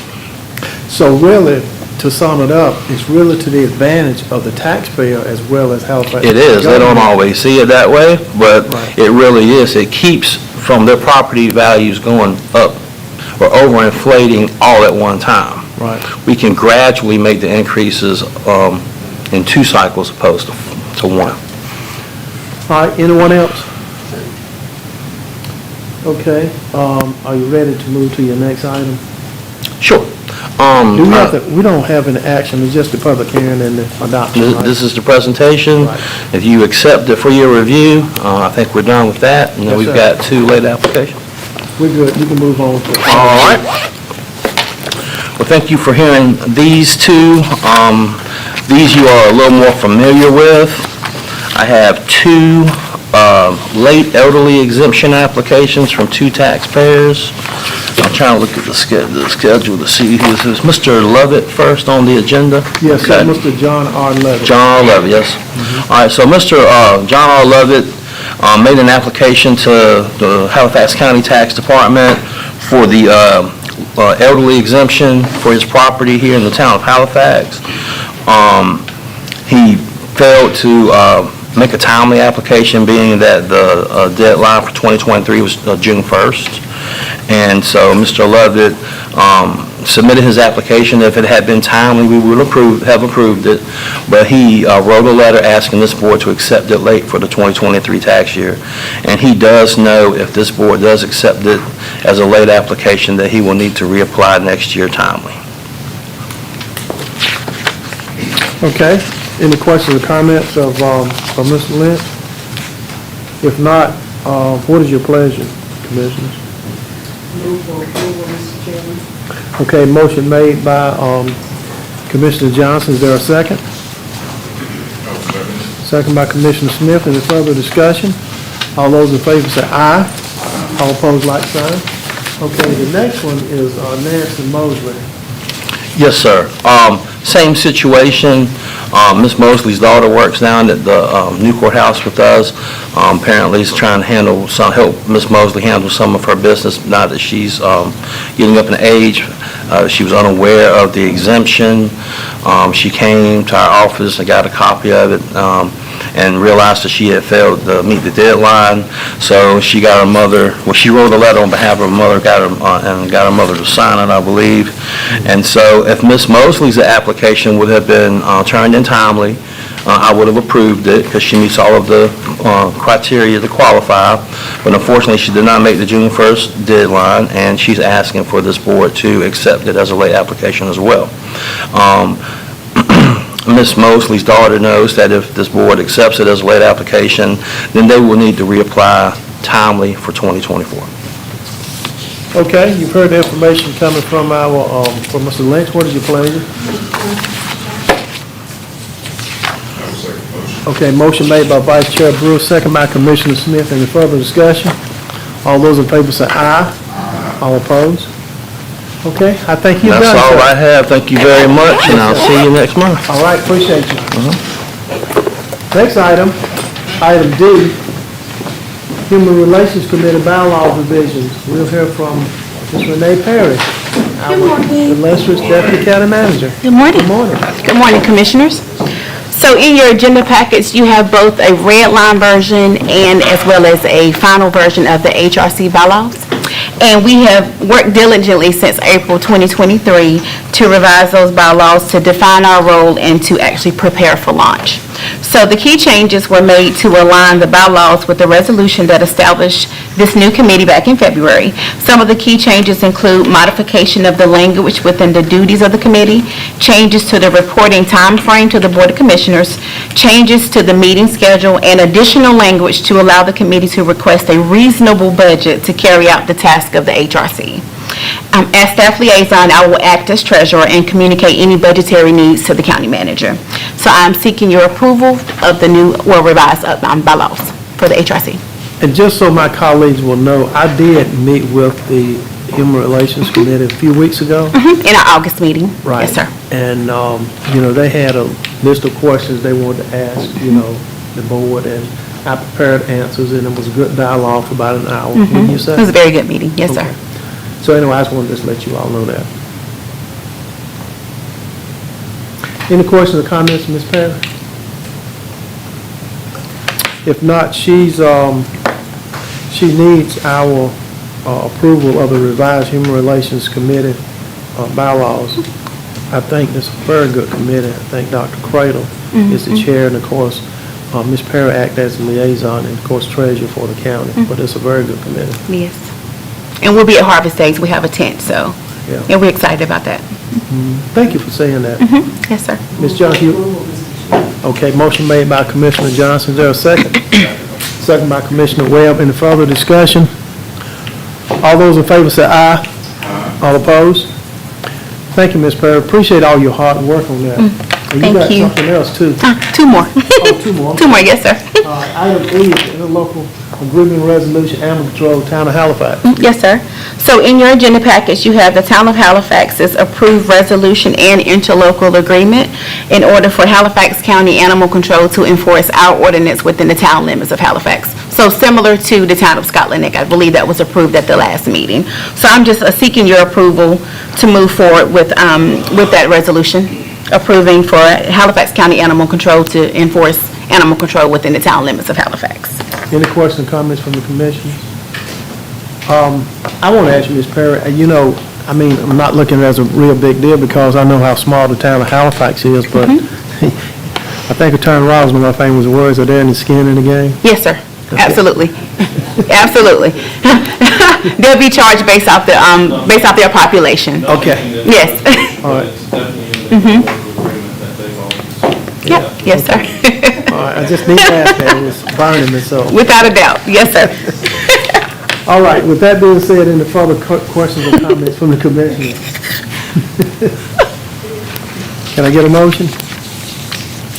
Mr. Chairman, I so move the adoption of the agreement. With a voice like that, Commissioner, if you can do anything you want to. Okay. All right, motion made by Commissioner Smith, second by Commissioner Johnson. Y'all can tell I love his voice. All those in favor say aye. All opposed? Okay. We're still with you. Yes, sir. So the next item on your agenda is the Closing America's Wastewater Gap Community Pilot Program. So at your last meeting, I provided a brief update of where we were with the project. And so I provided an update on the initial RFQ process, which I believe had started at our last meeting, but it was going to end on August the 10th. So we only received one response with that RFQ. And so the staff decided to amend and re-advertise the RFQ. And we have received 3 responses. Those 3 responses were received from Tetra Tech, Green Engineering, and AWT, which is Agri-Waste Technology. And so out of those 3, we formed a committee, and I believe we met this past Friday to rank them based off of USDA rating scale, I apologize. And so as a committee, we decided that Tetra Tech, who already actually did the 2014 PER for us, Green Engineering, and AWT is the ranking. So staff would like to move forward with negotiations with Tetra Tech for our search grant via USDA. And I actually have some suggested language for the motion from our county attorney. Okay. He provided that for us. All right, just before you give that, what is the cost for that? So the search grant, the maximum is $30,000 from my understanding, but there's some flexibility as far as up or down between the $30,000. But what was explained to us was the max was $30,000, but some possibility of more. Okay. Yes, sir. So if I can, let me sort of be sure everyone's on the same wavelength. Sorry. That's okay. The idea here is we're going to apply for a search grant. That search grant will allow us to pay for the cost of the engineering on the first part of this project, which is to reassess the best solutions for wastewater in the Meadow Sewer District, Hollister, Hiawassee area. We're not asking you, and you'll not be asked to appropriate county funds for this engineering work. That's what the search grant is for. So what we're asking is that you allow the county manager to negotiate with who was determined to be the best qualified firm, that being Petronas. And if that negotiation is successful, that she be allowed to execute a contract with them, payment of which would be contingent upon receiving the search grant. Okay? If that negotiation is not successful, we also want her to have authority to negotiate with the next best qualified firm, which we determined to be green engineering under the same conditions. So if someone just wants to say, I'll move that, that'd be fine. You don't have to Perfect. repeat I was going to read it off. Andrea has Great. what it needs to be. Okay. But we want to be sure Dia can go ahead and proceed without coming back to do anything else on this part of the project. Well, you said, Madam Clerk, that the machine has it. It does. I'm happy we got that fixed. I got you. Okay, thank you, Attorney Rollins. All right, anything else, Ms. Perry? No, sir. If not, I'll entertain a motion, Commissioners, if that's your pleasure. Okay, motion made by Vice Chair Brewer, second by Commissioner Smith. Any further discussion? All those that... Okay, go ahead. Once the search team or committee, they do whatever they're going to do, will we be apprised of what happens as a result of that search? Yes, ma'am. The committee already met on Friday, and we all had pretty lengthy discussions for over an hour, almost 2 hours, as I recall. And we went ahead and ranked who we considered to be best qualified, next best qualified, and then number 3. The statute allows you to negotiate with the best qualified. If that's not successful, you can negotiate with the next best qualified. It doesn't let you go any further than that. So if you can't work that out, it's coming back to you and start all over again. But we've already determined Tetra Tech to be in first as far as qualifications and experience. Green engineering, the next best qualified. And I think it's AWT. And they're all very close. We scored these out on different point systems involved. They're all very close. So they're, frankly, in my view, they can all handle the work. It's just, this is how it worked out. By this motion, we would not have to come back to you in formal action. We will certainly report to you when we come back. Yes, ma'am. Absolutely. Okay, I think the motion is made and second. We're in the question stage. Any other discussion? If not, all in favor of the motion say aye. Aye. All opposed, like sign. Okay. Thank you. Thank you. You finished, thank you. Yes, sir. Thank you. All right, item G, transfer funds to capital reserve. Attorney Rollins. Thank you, Mr. Chairman. This is a great, in my view, a great day for the county to do what we're about to do, or ask you to do today, and that is to take a good portion of the, what we have been calling ARPA Enabling Fund, and place it into our capital reserve fund for various purposes. And I'm going to try not to get my numbers wrong, but someone please correct me if I don't get it right. We currently have in capital reserve, by previous action of this board, a total of $881,153.87 in capital reserve, generally appropriated to public buildings. Now, of that, $850,000 is principal, and $31,153.87 is accrued interest on that capital reserve fund up to now. We're now proposing, if you look at the resolution that is attached to the agenda item, we're proposing to take $6,900,000 $987,893 from fund balance. And this is in fund balance because we were able to use ARPA money to reimburse salaries and benefits of several departments over the past year. To transfer that from fund balance to capital reserve to be allocated to various projects that are listed in that resolution, and now for the public, I will announce those. For county vehicle and school bus garage, $1.1 million, and a total not to exceed $1.2 million. And I frankly put that cushion in there for interest that may accrue over time. We will have to come back and act on accrued interest. To be appropriated or spent or approved for spending not later than July 1, 2033. Next project proposed improvements to the 4-H Rural Life Center, $1 million, with a total not to exceed $1.1 million. Again, the same appropriation no later than July 1, 2033. For water and sewer, and I see him sitting back there because he's not believing we're going to do this. For water and sewer infrastructure improvements, $3.6 million, not to exceed 3.7, and to be appropriated within the next 10 years. Next item, historic courthouse superior courtroom renovations, $400,000, total not to exceed $410,000. And then finally, under school facilities, $887,893, not to exceed $897,000. Let's see, I think I missed $897,893. Thank you.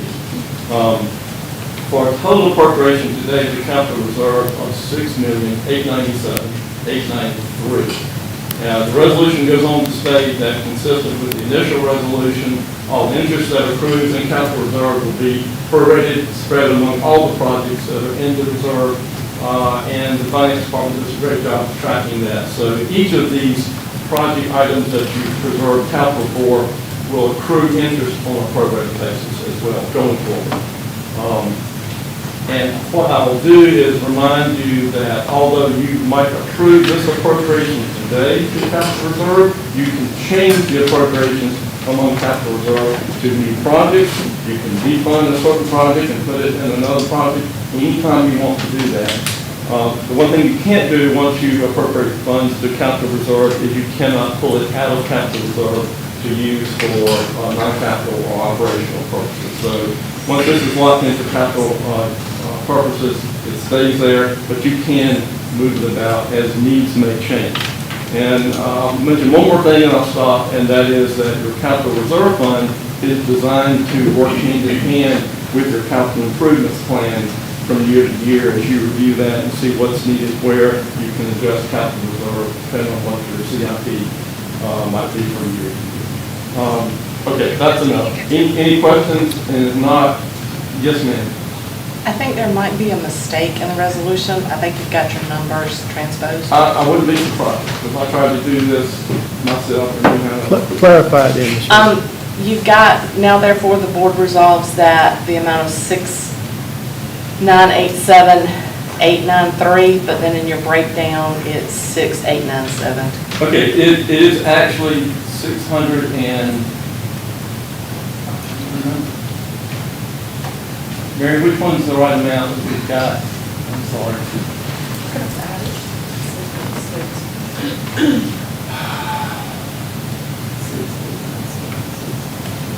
Hang on. Go ahead. Yes, ma'am. I just wanted to add while they're adding up, this is similar to the list that you saw at your retreat and earlier this year, with the exception of the project for the amphitheater. Since we're giving that back to the state of North Carolina, that $200,000 came off and we just applied it to, I think it was the Superior Courtroom, to make those up this. So I just want to make you aware that that was really the only significant change from what you have previously seen this year.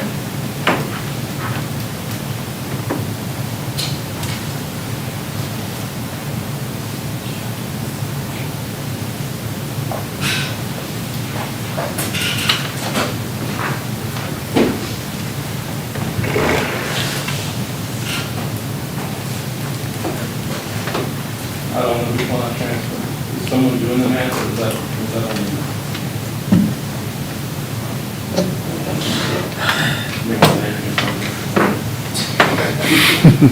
I was talking. Well, Glenn, I'm like you when it comes to math, so. No, I transferred the figures, the question is which one. I'm supposed to Mary can tell me how much we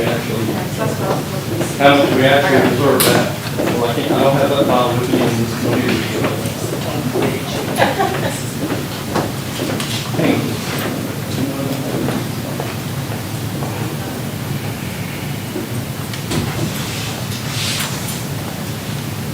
So the 2 days were sitting unappropriated.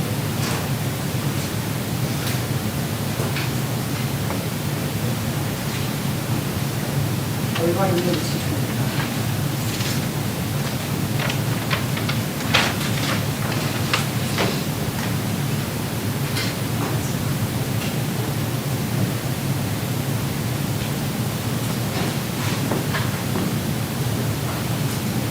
$6,987,893. Okay, I thought we had the higher amount, 6,987,000, but that's right in the first part of the resolution. Now, I think I transposed.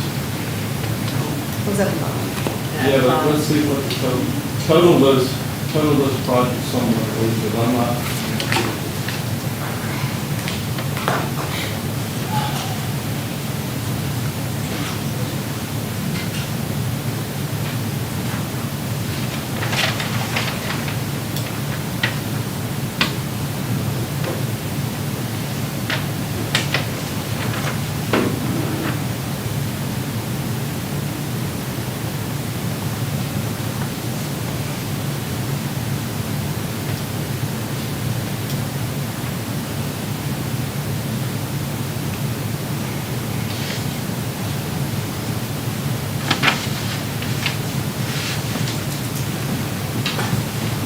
Total in your table should be 6,987,893, and you've got 6,897. Okay, so it's This is your transposition. Actually, it should be the same as we said, 6,987,000.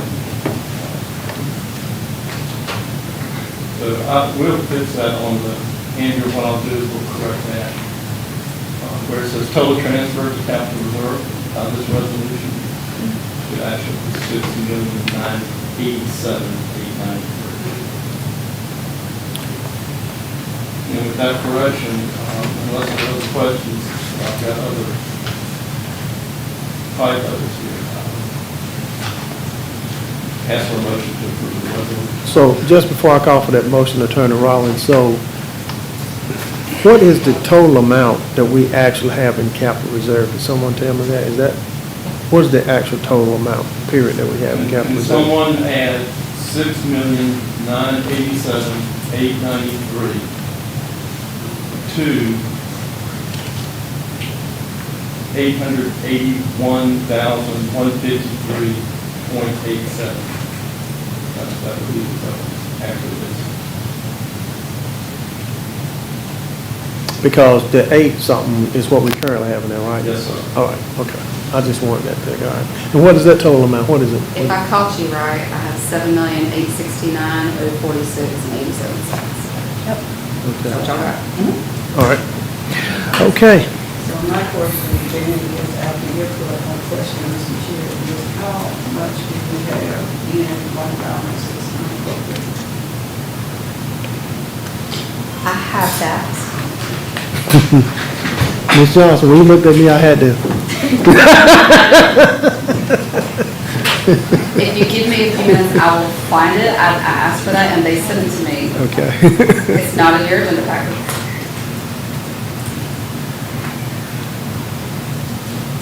We'll give you a minute or two to find it, okay. I got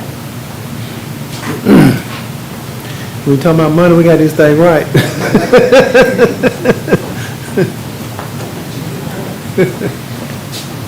Remember, these are unaudited numbers. Right.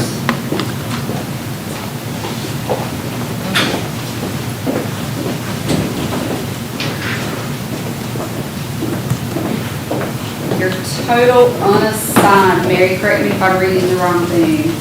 Your total unassigned fund balance is $21,002,238.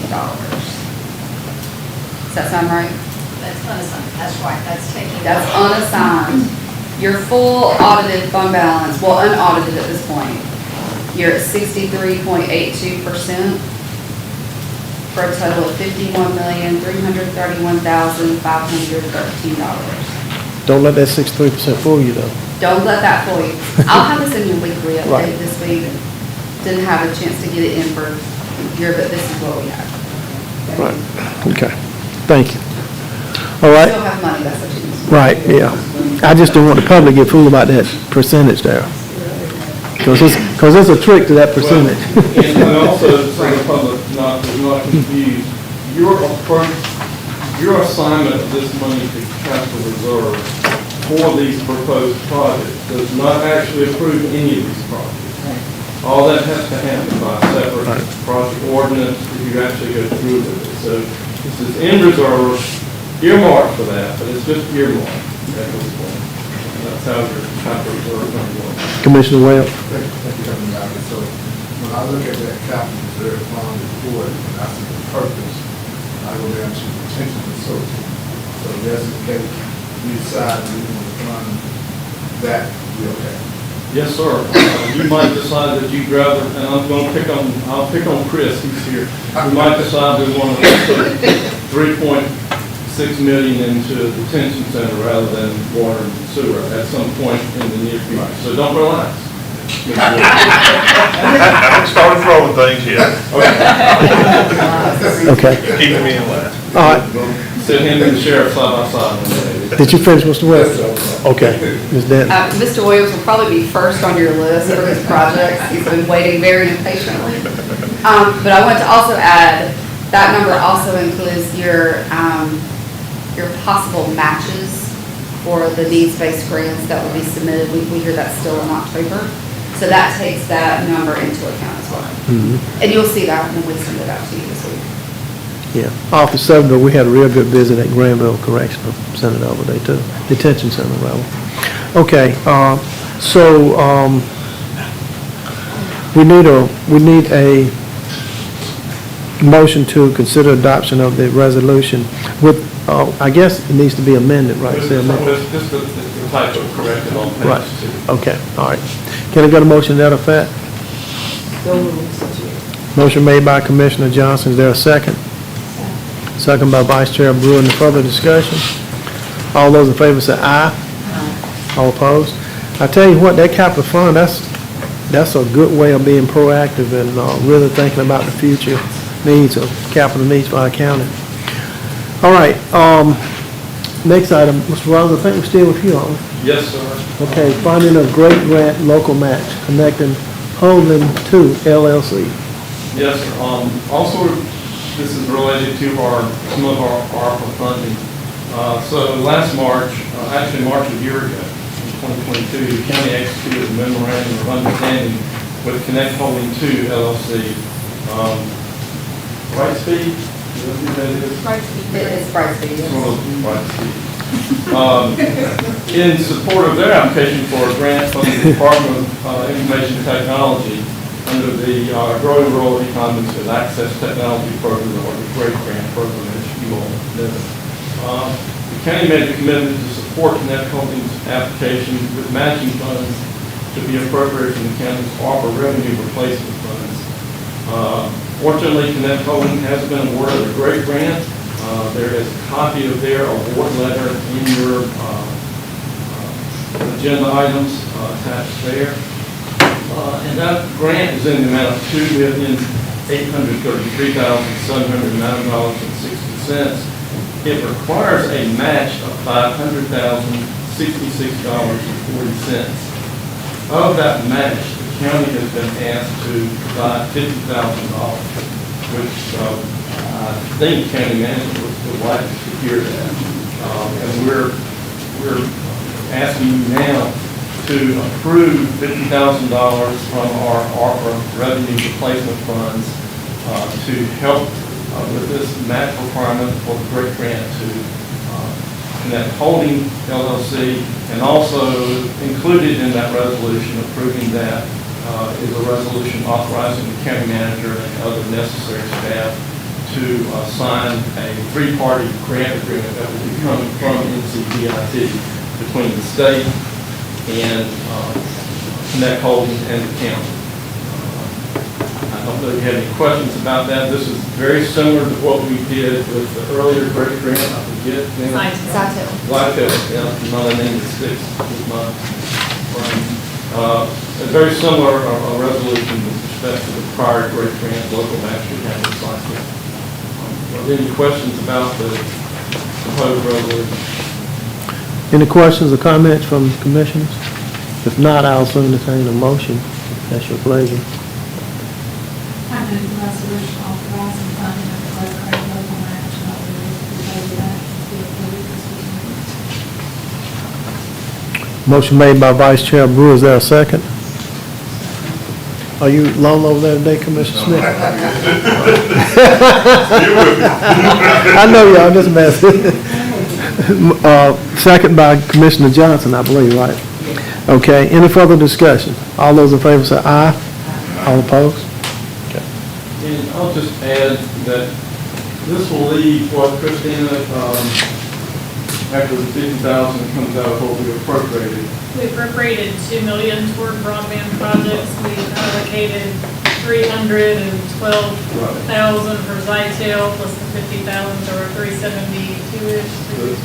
We still have a sizable amount of money that you've appropriated or selected to be used for other broadband projects, and those are coming. Haven't me. There are other things coming from the state, and we'll be glad to bring those to you when they're more formalized. Okay. All right. They're finished? Okay. All right, thank you. Next item, board appointments. We'll move to that. Madam Clerk, help me out if I skip over it, okay? So you know how I can be sometimes. Okay, the first one is the Halifax County Board of Adjustment. Received nomination to appoint Charlie Hasty Jr. to fill the unexpired term of Stephen Ellis. Need a motion for that. Motion made by Commissioner Johnson. Is there a second? Second by Commissioner Webb. Any further discussion? All those in favor say aye. All opposed? Okay, the Halifax County Human Relations Committee. I really like the direction that's moving in. Received nomination to appoint Patricia Peel to fill the unexpired term of Rodney Pierce. Motion made by Vice Chair Brewer. Is there a second? Second by Commissioner Webb. Any further discussion? All those in favor say aye. All opposed?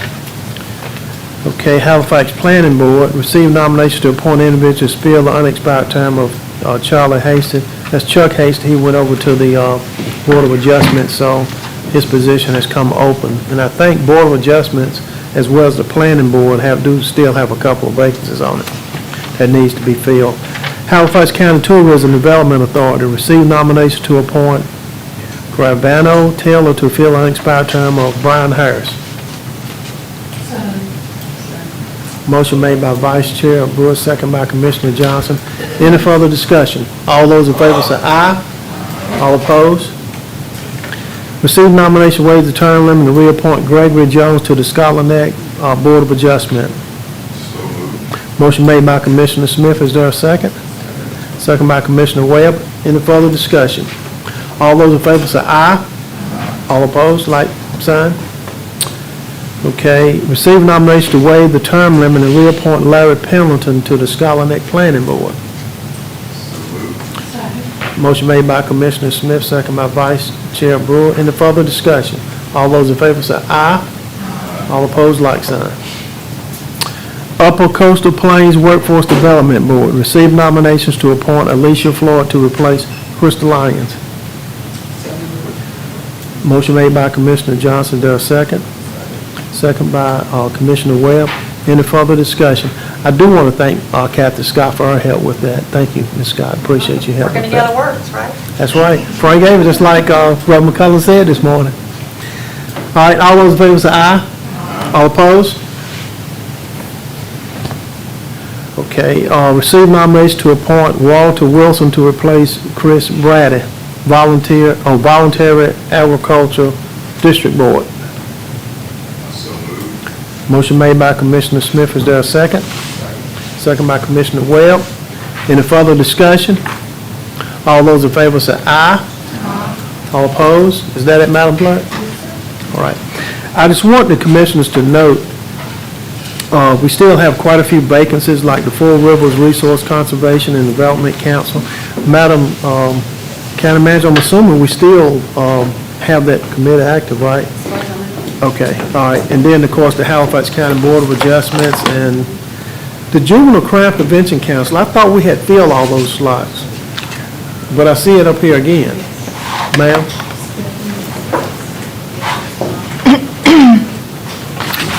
Okay, because I'm just going to give an example. Like Val Ashbell, Kim Scott, who was here this morning, you know, she will automatically go in that slot, or designee. Okay, all right. You on it, aren't you? All right. And the Nursing Home Community Advisory Committee, I know that's been vacant a long time, and I think Commissioner Smith sits on the Solid Waste Advisory Board, right? You got a couple of vacancies on there. A couple of people have been, like Al Haskins and Betty Willis, they're deceased. Right. Okay. And then the Upper Coastal Plain Directors. Okay, all right. Ms. Scott, how are you? I'm good. Good morning. Good morning. Or We good help you this afternoon, time. I'm sorry. So one quick thing on board appointments, you know, one of the things that we found is if we can always have a Zoom or a remote opportunity for someone to participate in our meetings, we get much better attendance. It seems like some of the harder meetings where you've got people that have to travel big distances, like from Hotbed to Roanoke Rapids, if they have that option, it makes, if they can be counted present too, it makes a difference in their participation, so. And you're exactly right, Ms. Scott, and turn around and sit, and as long as you're not the governing board like we are, that is fine. I think that's good to do. And I participate, as you well know. Absolutely, many times, and it makes it where you're able to do so, even if you're not in town, so. But also, you know, before I just give a very brief update, because you all got this in your mailings last week, but thank you all for the investments that you all have approved from your capital fund. You know, so many of the things that you all have approved funding for really will help to improve the quality of life of our citizens. And, you know, improving our public facilities. You know, we had a conversation at our economic development meeting comparing our facilities to some even newer facilities and how much we do a better job of upkeep. And so anytime you can make those investments, it makes a difference, really. And then investments in critical water and sewer and broadband, you know, those are the infrastructure improvements for the future and will have an impact, not just for economic development and community development, but for the people and their quality of life. So thank you so much. So, quickly, our economic indicators, our latest unemployment is 5.5%. It's been ticking up just a little bit, but still lower than it was a year ago at 61.1%. And that represents just a little over 1,000 people that are unemployed currently. Our building permit values were just a little over 2.8 million compared to 6 million a year ago. And our retail sales still remain very robust at over 59 million compared to 58 million June a year ago. And you know, those are always behind. So the growth has slowed down just a little bit, but it's still on the positive side. So we'll take that and keep moving forward. 2 or 3 things that I want to point out to you, and I won't belabor this report, and anybody who would like a copy, it's on my website at halifaxdevelopment.com/reports, so you can get it there. But last week, the Economic Development Commission hosted the Economic Development Partnership of North Carolina for the NC 100 meeting for the Northeast region, and these Economic Development Partnership representatives, they are the business recruiters. They're the first individuals that companies that are looking at locations in North Carolina see. So we had an opportunity to host pretty much their entire staff, and they were a rowdy group, I have to tell you. And you see, they're getting younger and younger all the time. But definitely had a great event, and we had our fellow economic developers from surrounding counties in the Northeast to join us for the day activities, and then we had them for 2 days, and got a lot of mileage and a lot of great benefit from hosting these individuals. One part of the event that we took part in on Tuesday was taking them to the college, taking them to the Advanced Manufacturing Center, that along with other of our economic assets and amenities to show that we still are a player for business development in our region. Commercial development still moving strong. Some of the projects we've been talking about, the Chipotle's opened. I don't know who's been yet, but every time there's a line out the door, so must be good. The brewery in Littleton and the Mercantile Center in Littleton, both of those are well under construction now, so definitely commercial development that will be meaningful for Littleton and all of us who, are spending more and more time in Littleton these days. But a couple of things I wanted to mention to you from a projects perspective, and I'll be making a request to you after this presentation, but previously we've reported to you about meetings of the city, the county, and the sanitary district to look at infrastructure improvements along the NC 125 improved corridor and the Premier Boulevard extension. There's a lot of interest in development in that area and some really significant investments, not just, restaurants, but really significant investments that feel like that area supports their long-term investments. And there is not a planned infrastructure. There is not planned infrastructure for that area. There are some water and sewer lines in the vicinity, but they aren't always easy to access. So we had a meeting last week, and there were some studies that were done to look at what the overall capacity of the lines need to be for water and sewer. And so Chris Williams and Dia attended, and you, Mr. Chairman, and we talked about, that we really need to look at this area as a growth area. What's needed is a preliminary engineering report to build on the information that we've gotten to date, and the cost of that, it will be $36,000. So I'll be making a request to you for a portion of that after this presentation. But the Roseburg project is moving along. We've completed 100% the sewer line relocation project. All the road improvements are complete.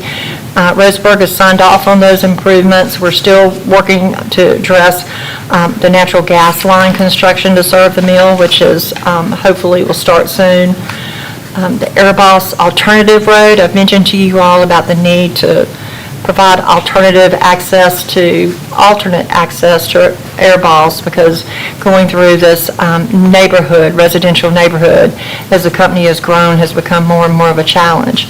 So I believe we found funding sources, and we have a commitment from DOT for matching funds of $320,000. So I believe we'll have that project financed if these funding agencies, the Economic Development Administration and the Southeast Crescent Regional Commission, funding comes through for those. So we'll be making applications on behalf of the town of Scotland Neck in September for that. Progress is continuing on the heating construction at the Halifax Industrial Center. Several other projects we're working on. We've got a meeting with the Reentry Council set up for this week to try to help them in their need for some support fiscally, and not financially, but they might need some help with some funding locations. So looking at funding for the extension of sewer from infield to exit 154. Stella Jones, the project we announced earlier this year, they're kicking off construction and working on their rail spur at their site near infield. We've got NC State coming this week to meet with a couple of our existing industry, working with the America 250 Halifax initiative. Ooh, what a lot of work to be done. There's a lot of work there that needs to be done, but continually looking at new opportunities to support workforce development for our companies, because that's their biggest challenge. And you see we've had some great inquiries in August, and looking forward to September being equally as good. So, if there's any questions to Any that? questions or comments from Sorry, I Ms. went Scott? through that so quickly. Okay, Ms. Scott, did you want to move into what you want to ask? Yes, sir. us about? Okay, go ahead and do that. So, as I mentioned, there are representatives from Halifax County, the City of Roanoke Rapids, and the Sanitary District.